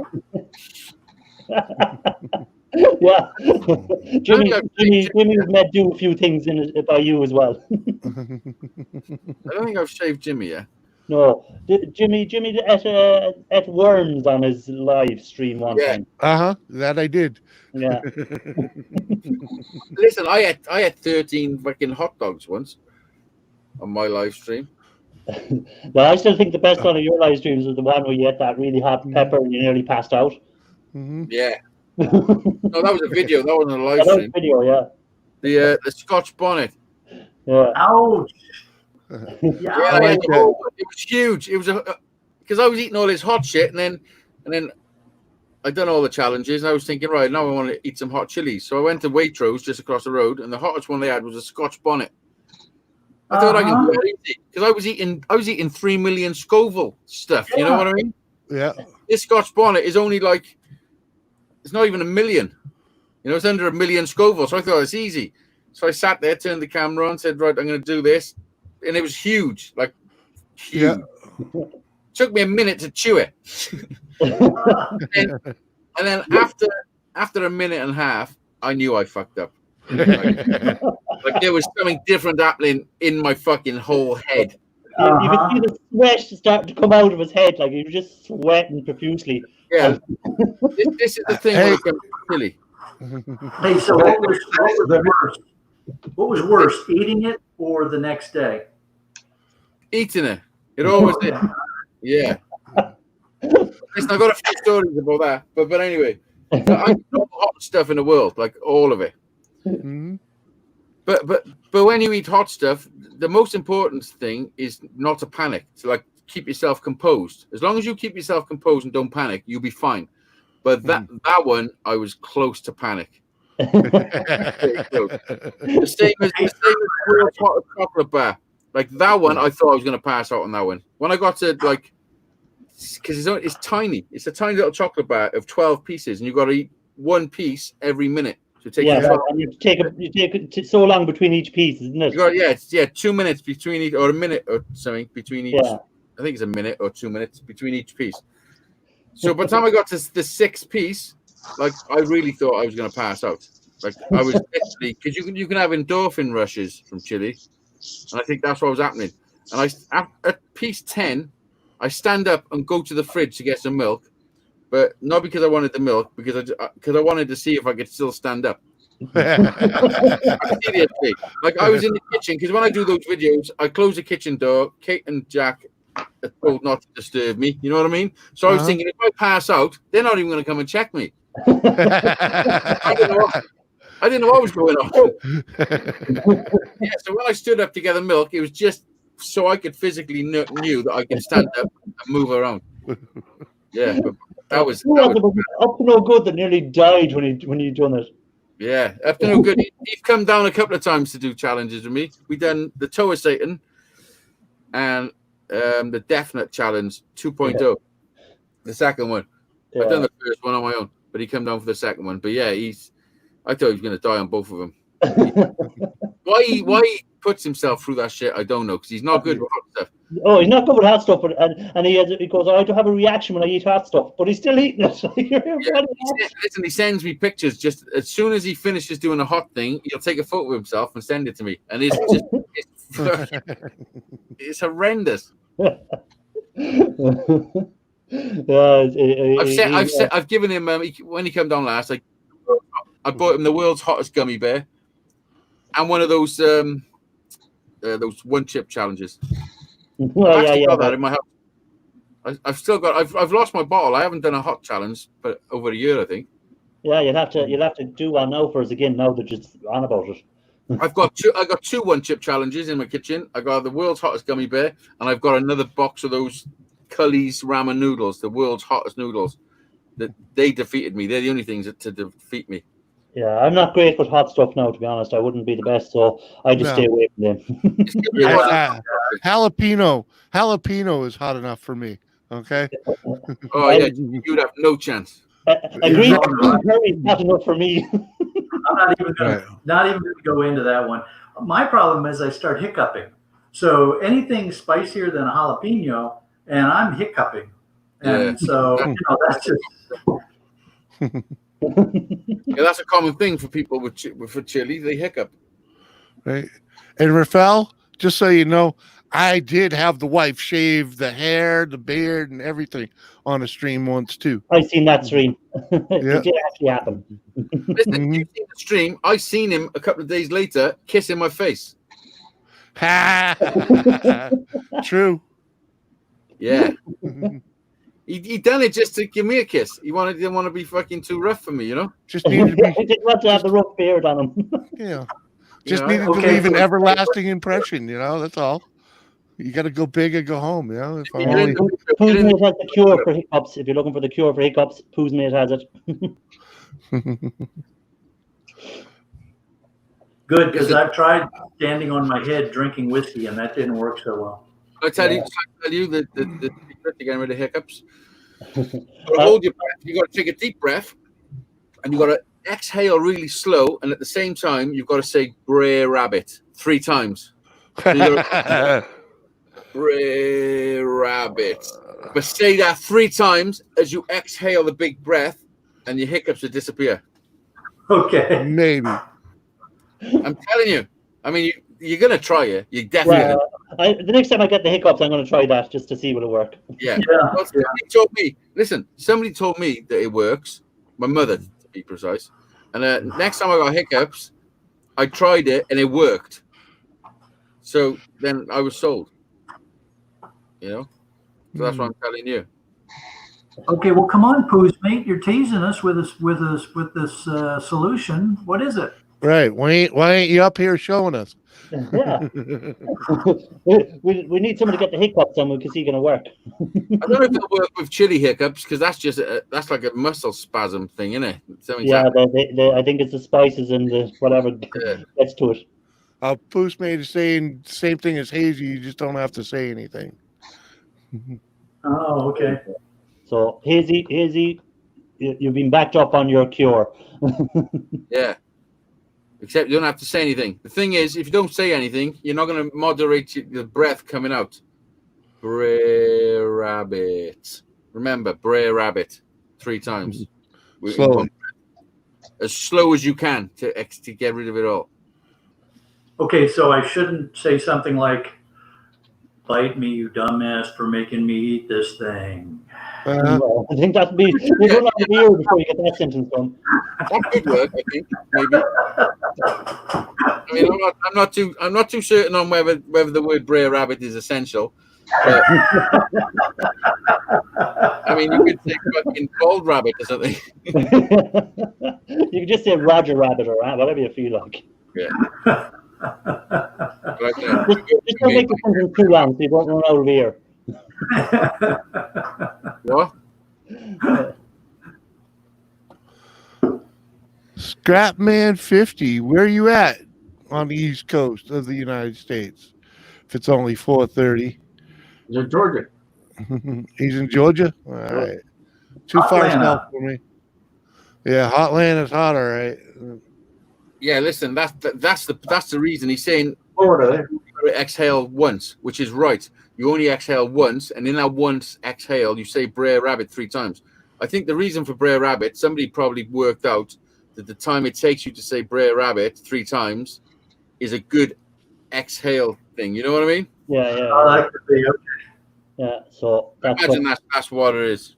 Yeah, so but yeah, it's like you know where you're telling us to wash our hands and we do the happy birthday, or what's it again? Is it the happy birthday song, or what song do you have to do washing your hands? Happy birthday. Something like that. By the time you finish that song, you've washed your hands enough. I don't wash my hands I wash my hands normal. I haven't changed my washing hands habit at all. Like I wash my hands when I need to wash my hands. Yeah. You know what I mean? I don't go nowhere to have to fucking wash my hands. You know? If you're not out meeting people, or there's no. If I feel myself touching my face, I do stop. Yeah, well, I touch my face about a million times. About a million times just here tonight, even. But I haven't been everywhere, so yeah. I've been everywhere. You know, I just don't. It's fucking. We got another line of thunder cells heading in. Just looking at the radar. Where are you, Shaq? Florida, Northeast Florida. Oh yeah. Very, very humid today, is it? Not anymore. Now that it rained. Yeah. Clear the air. Well, sometimes that can make it worse. Yeah, if the sun comes out right afterwards, absolutely. But we've had just once it started, it was really hot and humid, and then when the storm started rolling in, you could feel the temperature just plummet. And so it's down to 77 now. So as long as the rain keeps coming through, it should stay pretty decent tonight. Yep. Just really wet. You got that tropical storm down there right now, or? No, that went into Texas. Okay. Yeah, Texas got hit big time, didn't it? Yeah, they got some good rain out of it. Yeah. Keep the dust down. Yeah. I wouldn't mind a little rain up here right now, but it ain't happening. Up here, Jimmy. What's that? We got a little bit of rain. Up there. Yeah. Yeah, Did it's you hot guys up here, hot and humid. Yeah, and Dan K&D Scrapping Dan was saying they need some rain bad too. I don't know, Dan, if you're still on in the chat there, if that's what you were saying about the rain. Yeah, it's pretty dry here. But it's also hot as hell out right now, and it'd be nice if a What's it little like up there? thunderstorm would come by and cool it off a little. What were you saying? Is your weather a little bit wet, a little bit gloomy? Over here in Ireland, yeah, it was cloudy, rainy. I'm looking out the window there now. It's just cloudy at the moment, but we're promised rain tomorrow, the next day, and the next day. So, Hey, Scrapman 50, you getting any of this up in Georgia? say again? Is it still light? Yeah. I see a couple of huge clouds up there, but it's blue sky and sunshine for me. That's what it is Okay. out there now. I don't know. Can you see it out the window? Well, It's still light. starting to get dark, isn't it? Yeah, it's starting to get dark, but it's still light enough out there. Yeah. It's a little darker here. We're on the same time, aren't we? We're on the same time, but the sun sets about I think about 15 minutes ahead of me in Wales. Oh, does it? Yeah. It's bright. Yeah, it's bright over there in the east coast of America. Yeah. Yeah, right now on the East Coast, it's 4:30, bright and sunny. Yeah. And hot. Oh yeah, rub it in about being hot, will you? Well, I don't know about you, but I don't appreciate it when it's hot. This time last year, I was there. Oh, Right the there. hottest day of the summer, mind you. It was fucking hot. When we did Dizzy's party, that was the hottest, nastiest day of that whole summer. The hottest temperature I ever had was when I was out in the Hoover Dam. It must have been at least 50 degrees that day. 50 degrees Yeah, Celsius. well, Yeah, 110. yeah, and there's nothing there for shade. Yeah. I watched a video of this young couple who went there. They drove there in their car and they got out to go and have a look, and they run back to the car. They're like, "What the fuck?" They need to get back in there with the air conditioning. They're like, they were literally saying it's like you can't get out. It's ridiculous. Yeah, it was the hottest temperature I've ever felt anywhere was in the Hoover Dam. I've never seen anything like it. Because you're just being baked in all the sand and shit. There's nothing there to protect you, is there? No, well, there's nothing there to cool it off either. On that sign, where you can put 1 foot in Arizona and 1 foot in Nevada. Uh-huh. Yeah. And Nevada is nothing but a fucking desert. And Vegas.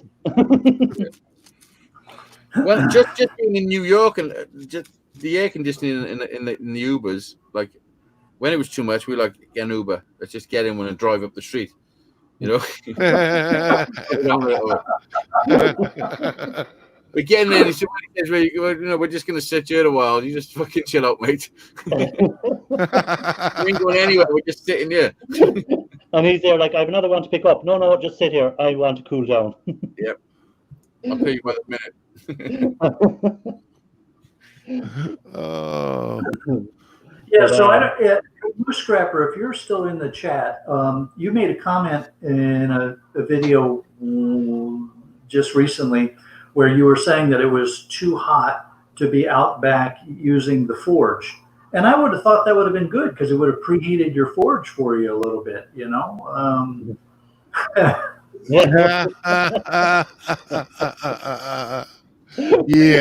Turn it on.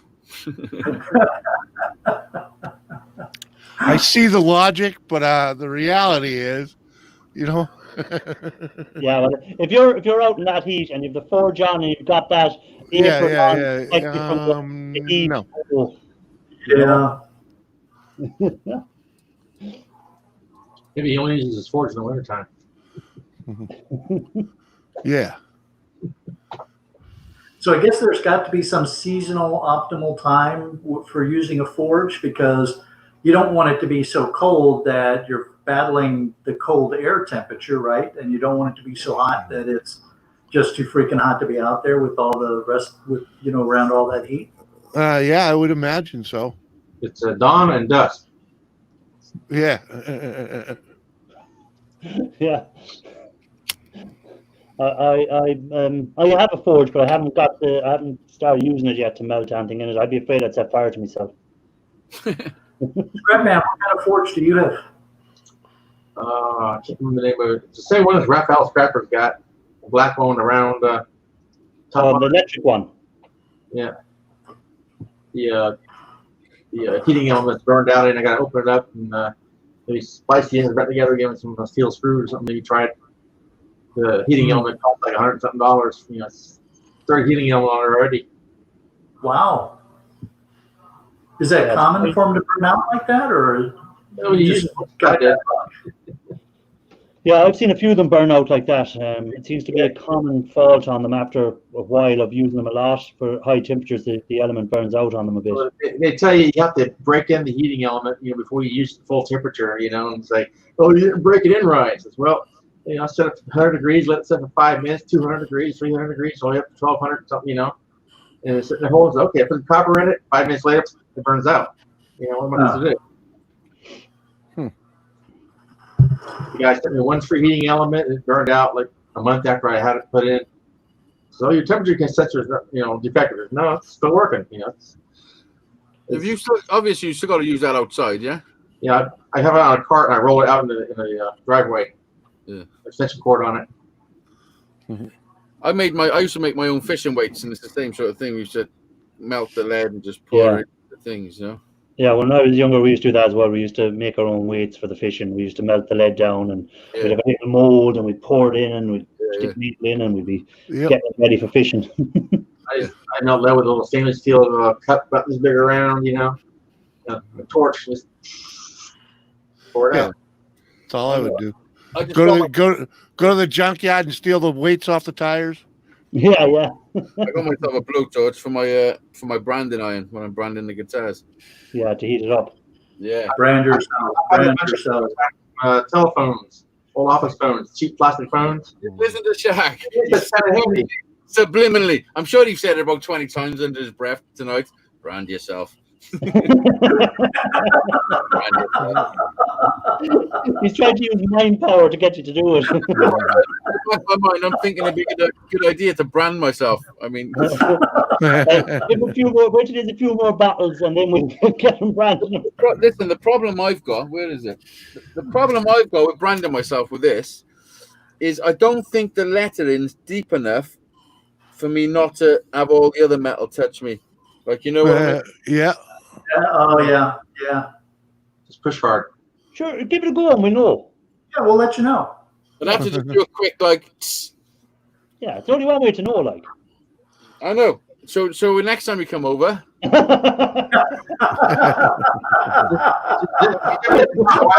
You look me up. We'll figure it out together. I'll let you go first. And if it doesn't there you go. Ian just solved the problem. He says, try it on a steak first. There you go. Oh, do you know what? That's come on, Ian. That's taking all the fun out of it. That's a good idea. But listen, let me tell you something. This game is mobile. Yeah. You bring it to the person's door. It's very mobile. I don't know that TSA is going to let you in country with the blowtorch. No, but he could do it in a bar. He gets someone in a bar, he bring it with him, he get them drunk, and he goes, "Come on, do you know what I think is a good idea? Let's brand." I'm pretty sure Harbour Freight sell them. Hell, swing by here if you come over here. But listen, swing by here. I have one I wanted to send you. Listen, what a fucking brilliant idea. I am definitely going to brand the next steak I have. There you go. Unbelievable. And anybody that comes to my house for a steak is being fucking branded. This is my new rule. Fucking everything. If you have ham and cheese grilled toasty, fucking be Kevin Sturgis, what's up? Kevin. Hey, Kevin. I have visions of Hazy down the bar now, showing people how he's going to brand me. Over to Wales again. This is what I'm going to do to Scrap an Irish when I get him.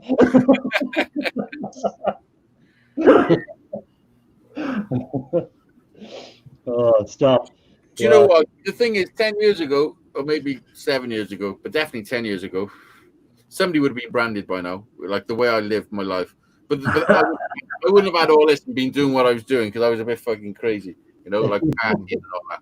But if we had one of these, there would be Hazy Days brands everywhere. There's someone going around Cardiff with a Hazy Days stuck to their head. On faces, on your neck. Because if I Mike wanted, has it. Does a hit and run. I'd want it on my neck. Yeah, there you go. All right, Mike, take care, man. Howdy, buddy. Bye. Why don't you get some blocks of wood and brand the wood and give them out to people? He's already done that. I've seen him Yeah. out on wood when he got it. I made bottle openers, wooden bottle openers. Yeah. I branded them. Where's I got a bit of wood here somewhere that shows the brand. Oh, it's actually on this. I branded the handle. See? There you go. Hey, you don't have kids, do you? He does. Yeah. I know. I could probably brand them. Well, I mean, you could show them a movie about how they used to brand cattle and sheep and stuff to, make sure that people knew who they belong to. And you could say that, I want to make sure people know you're my children. Yeah. So whip those pants down and brand in your ass. I think social services would have something to say about that one. Jack's 15, so when he's 18, I'll probably get away with it. Yeah. He might take it off you and brand you instead. Yeah, I know. But the more I think, do you know what I have to do? I have to get on to Dizzy, because Dizzy just get on well with your son, and I'll have to get Dizzy to convince your son to brand you while you're sleeping. Oh, he will. Listen, Dizzy will get Harry, my fucking 3-year-old, to do it. They're like best mates. Yeah, he'll get him to brand you while you're sleeping. Yeah. Harry done something yesterday, and he's crying, and I'm in here, and I can hear him crying in the kitchen. So I've gone in to see what's going on, and I've picked him up. I'm giving him a cutch and a cuddle. We call it a cutch in Wales. But and I asked him if he's okay, and he's saying, "I want to see Dizzy." I'm like, what the fuck? Dizzy's like the cool uncle, you see. Yeah. He sat. When I was fixing, because I've been fixing my motorbike the last couple of days. So Dizzy's on the call. I just put him on the table at the back, and Harry will entertain him for fucking 20 minutes while I'm doing something. But Harry played a concert to him for like 20 minutes, changing guitars and everything, doing all sorts of shit. He's 3. Dizzy would love that sort of stuff, you see. Dizzy loves it. Yeah. We knew Harry was a rock star the first time he smashed a guitar, man. Yeah. And he fucking smashed his ukulele in two. Yeah. Listen, Jimmy, you want to see him now, Jimmy? He puts on a show. Got a few tunes he likes to do. We will rock. He changed his name, says Harry was good on the old scooter. Oh yeah, man. He had the Need for Speed on that one. It's crazy. He's only 3, but he likes so much stuff like me, like going fast and playing guitars, and he loves it. He plays the drums, fucking guitar. That was too fun watching him twist that throttle, man. He loves it. As soon as he's ready for an engine, he's having one, like straight away. I want to see him on his bikes, popping wheelies and everything. Right? Crazy. He's a wild child. He's gonna keep you on your toes for the next 5 years. Listen, the next 5, fuck. You mean the next 18? When I was turning 40, I thought Jack growing up, it almost comes that time where Jack will be doing his thing, me and Kate can start doing our thing, and then boom, having a baby. But it's like fucking reset the fucking timer.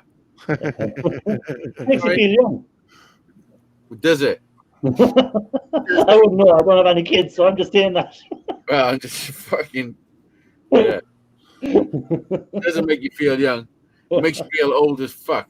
You're not able to keep up with them. You're going, oh. I tell you what, this is what makes you all feel old. I was in a shop buying some bits the other day, and there's a friend of mine I haven't seen for a while. And the girl that was serving me, some young girl, doing my stuff, and my mate's on the checkout next to me. And he says to me, "Oh, you remember Mitchell from school?" I was like, yeah. He said, that's his daughter. I've looked at them like, what? Holy shit! Like, what the fuck? Yeah. How old am I? Yeah, I know that feeling. Like someone will come into where I work and they might have their kids with them, and their kids now are like 17 or 18. I'm here. I went to school with that person. I think I'm young, but I'm not. Hey, Last time I seen her dad, like I was her age. You know what I mean? I have nieces and nephews. I have nieces and nephews that are almost 30 years old. Yeah, that's fucking crazy shit. You know, I remember the day they were born. You know, it was like, or the first time I actually got to drink with them. You know, yeah, I got a nephew that's 25. It's like, oh fuck. Then it makes you feel old, all right, doesn't it? Then. Oh yeah. Sitting there with my niece that I've known since day one, and she's bringing out a freaking 6-pack of freaking wine coolers or something. I'm like, well, listen, really? The first time I ever had a brand new baby in my car was my friend that had a kid, and he asked me to pick him up from the hospital when I was like, I must have been 18. Yeah, an 18-year-old to pick up a brand new baby. To me, it was a big thing. I was like, holy shit, I'm transporting this baby home. Like, what the fuck? You know what I mean? Yeah. Yeah. But now that kid have got 2 of his own kids. You know what I mean? Like, yeah, that just was like. Yeah, like I took him home when he was a bit born. Now he's got 2 of his own kids. Mm-hmm. Well, but see, the real story there is that he survived the trip home. Yeah. Yeah. Listen, many babies did. I took a lot of brand new babies from the hospital to their first home. I've done a lot. What were you like? Were you like the stork or something? Were you? But he was the first one. Yeah. No, listen. He's the only one in the neighborhood with a car. Yeah, I would take my sisters up to. There was a time when I used to go to the hospital to the maternity part. Like in a week, I would take like 5 different women, and they would start looking at me like, "The fuck." Else. You know what I mean? Now wait a minute. You were like I was just good to my family, taking them places. And but if people didn't know they were your family, they were thinking, what's going on here? Yeah. Friends and family. But yeah, anyway. Yeah, I just want to answer a question, or just something that Kevin put up for the scrappers still in the chat, about the price of copper. So he's saying the copper is back to the normal price. So that's good for him. But steel is still 12 cents a kilo, not worth even collecting. 12 cents a kilo. Yeah. Yeah. So 10 kilos is 120. So 100 kilos, 12 quid. 1,000 kilos, 120. I suppose it's all right if you add it up that way. Yeah, but you got to carry a ton of it for 120 quid. Yeah. You know. And not only carry it, you got to collect it. Collect it first. And well, Shark will tell you about collecting steel. He collects a lot of steel. You put a ton of steel in the back of my van, it wouldn't make it out of the back of the driveway. Shark, how much would you fit in that van? What weight can that carry? An average street scrap is around 500 pounds. So that's about 60 quid. Yeah, about 20 bucks here. At current prices. Only 20 quid. Oh, I thought it was about 60 quid. So, but how many would you do a day? Would you just do one run a day, or would you do 2 runs a day? No, I only when I'm doing the street scrapping, it's on the days that they have the large pickup. Okay. So I get out just ahead of the trucks. The only way that I can fit in 2 in one day is if the trucks are having a slow start to the day. And I've done that once or twice, where I've been able to get a full truckload, dump it off, and then get another full truckload before the bulk waste guys, get around the neighborhoods that, in those sectors. Yeah. But so when you say you do that run, you get 20 quid out of it. How much does it cost you on fuel and time? That's the only thing. Like I thought there'd be more money out of it than that. Well, so that's just the steel. Okay. There's the other stuff that I'll pick up, right? The occasional e-waste item, the aluminum, and that kind of stuff. And you can't track that on a per pickup. That's got to accumulate. So, that stuff's out there. And pretty good worth of copper and stuff probably collected as well. So, and you also have to recognize that, I'm not necessarily doing this for the money.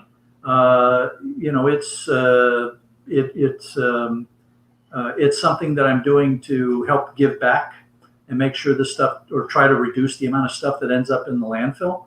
So it's not necessarily all about the money. If I can cover my costs, that's fine for me. I wish I was as noble as you, but if there wasn't money out of it, I wouldn't be doing it.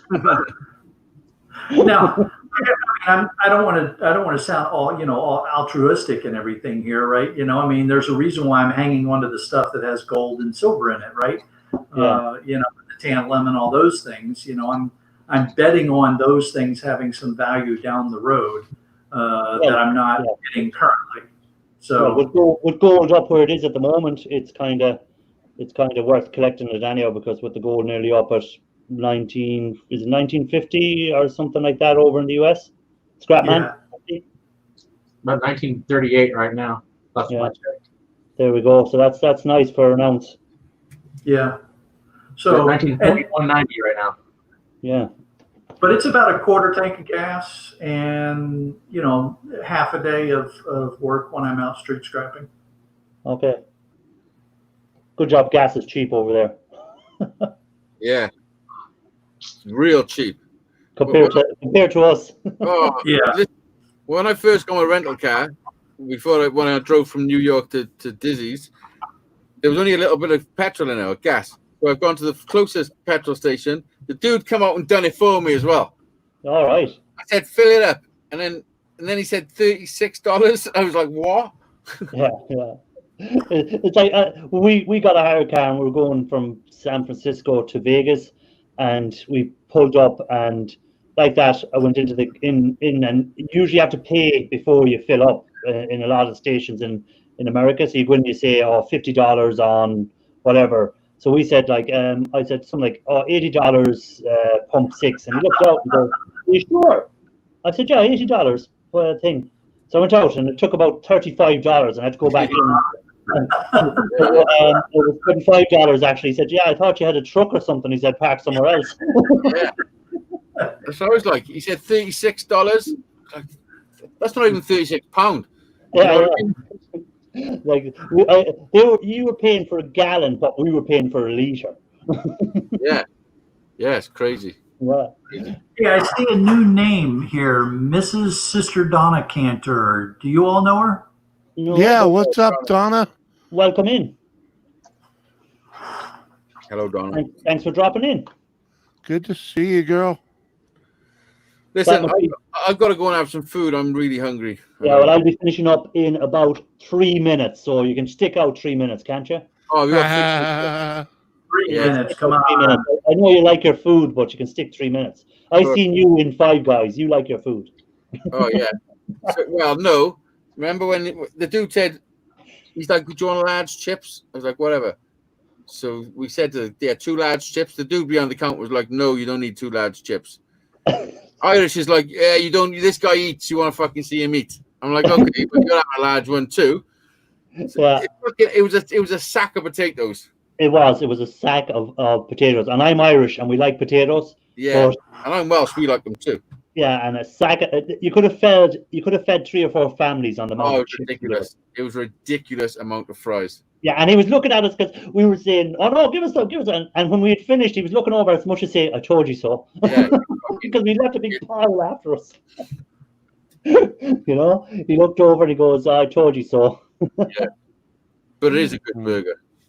Yeah, it's a tasty meal in there. It's overpriced for sure, but they do it's good.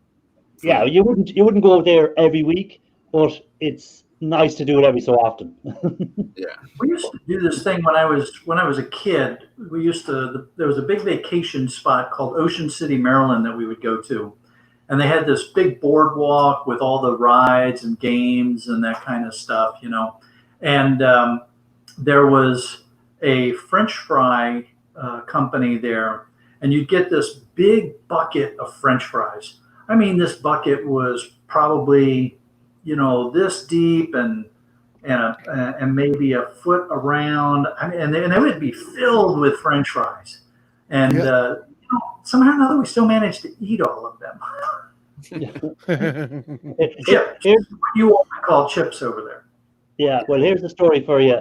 There was this chipper beside where we worked one time, and everyone used to go in, and there were the nicest chips. They were saying, everyone was saying it's the nicest chips in the place. They were home cut chips, and they were the nicest chips. Until this day, we were standing outside the yard where you used to have the chips in a big, massive, like a bathtub. You used to chop them up and put them in a bathtub full of water, which was grand, until we seen the dog pissing in on top of them. Oh. So there was no more chips after that. Oh, that was the special flavoring, man. That was the special sauce. Maybe you should have just went and told them the dog's pissing on the chips. Piss and chips, huh? Heard a place called Five Guys. After that, I said, I don't think I'll have chips from there anymore. Five Guys. Right, guys. I've met my 2 hours. That man just said something. What did you say? Has anybody here heard of a restaurant called Five Guys? Yeah. That's what we were talking about. You get your hamburger and your fries, and you get a few your fries, accidentally fall into the bag. Well, if you order a small fry, they give it to you in a little styrofoam cup. Put the hamburger in, and then fill the rest of the bag up with French fries. Just dump them on. So you have to open a bag up and rip it open just to eat your fries. Yeah, that's what happened to myself and Hazy. We were over there. When people go to the restaurant, you don't order 2 fries. You only order 1. Yeah, you only order 1, exactly. We ordered 2 large fries. Yeah, we don't. Yeah, we had 2 large fucking stacks of potatoes. It was huge. It was like just a big pile. You take the empty bag afterwards. You fill it full of peanuts. You take it out with you. We were stomached. We nearly needed a forklift to lift us off the stools. Yeah. The best thing about Five Guys, though, is the free peanuts you get to eat while you're waiting on your food. We don't get peanuts. We don't get that. You dump it in there. You put peanuts to go with you too. Oh no, we didn't get that. We got screwed. Yeah, we had a big sack of potatoes. Yeah, Five Guys. Well, anyone I've been in, they have big boxes of peanuts, freaking lining the wall in the middle of the floor. Freaking, you just scoop them up, man. I'll take a bag to go. We didn't get that. We got myself and Hazy got conned. Oh man! Steakhouse the floor is lined with peanut shells. You go in there, you eat peanuts and throw the shells on the floor. Right, guys, I'm going to call it at that because I've done my 2 hours and I'm kind of sticking to my 2 hours every Monday night. I don't drag it on too long. So I'd like to thank all the guys in there. So I'm going to do the usual I always do before I finish up. Is Shark Scrapper, have you any video coming out this week later on? Oh yeah, absolutely. I'm working on one for Wednesday. As soon as we get done here, I'm going to get back to editing it. Perfect. Scrapman, have you any video coming out this week? Nope. Anything to announce or anything? No. You interview me next time. Okay, I'll interview you. You'll be on my list to be interviewed. I don't have a camcorder yet, so. Yeah. Jimmy C, any video coming out, or is it another live stream coming? Well, I stream on Tuesdays and Thursdays, but I should be getting out there tonight and making a new video on the mini chopper. Cool. Look forward to it. And Daisy, anything to announce about your channel? Just fucking come and watch it. It's cool as fuck. And don't forget to buy the raffle tickets for the guitar. Yeah, there's a guitar for sale, not for sale, for raffle. There's a guitar. You come and check out my channel. You'll probably just be flicking through all the cool videos. There's lots of shit going on. Bit of this, bit of that, bit of this. Okay, so that you heard it there first. So, guys, thanks for being on, and everyone in the chat, thanks for calling in and spending 2 hours of your precious time with us fools. Eat some food. I'm starving. Okay, so that's it, guys. See you all next week. Peace. Peace out. Bye.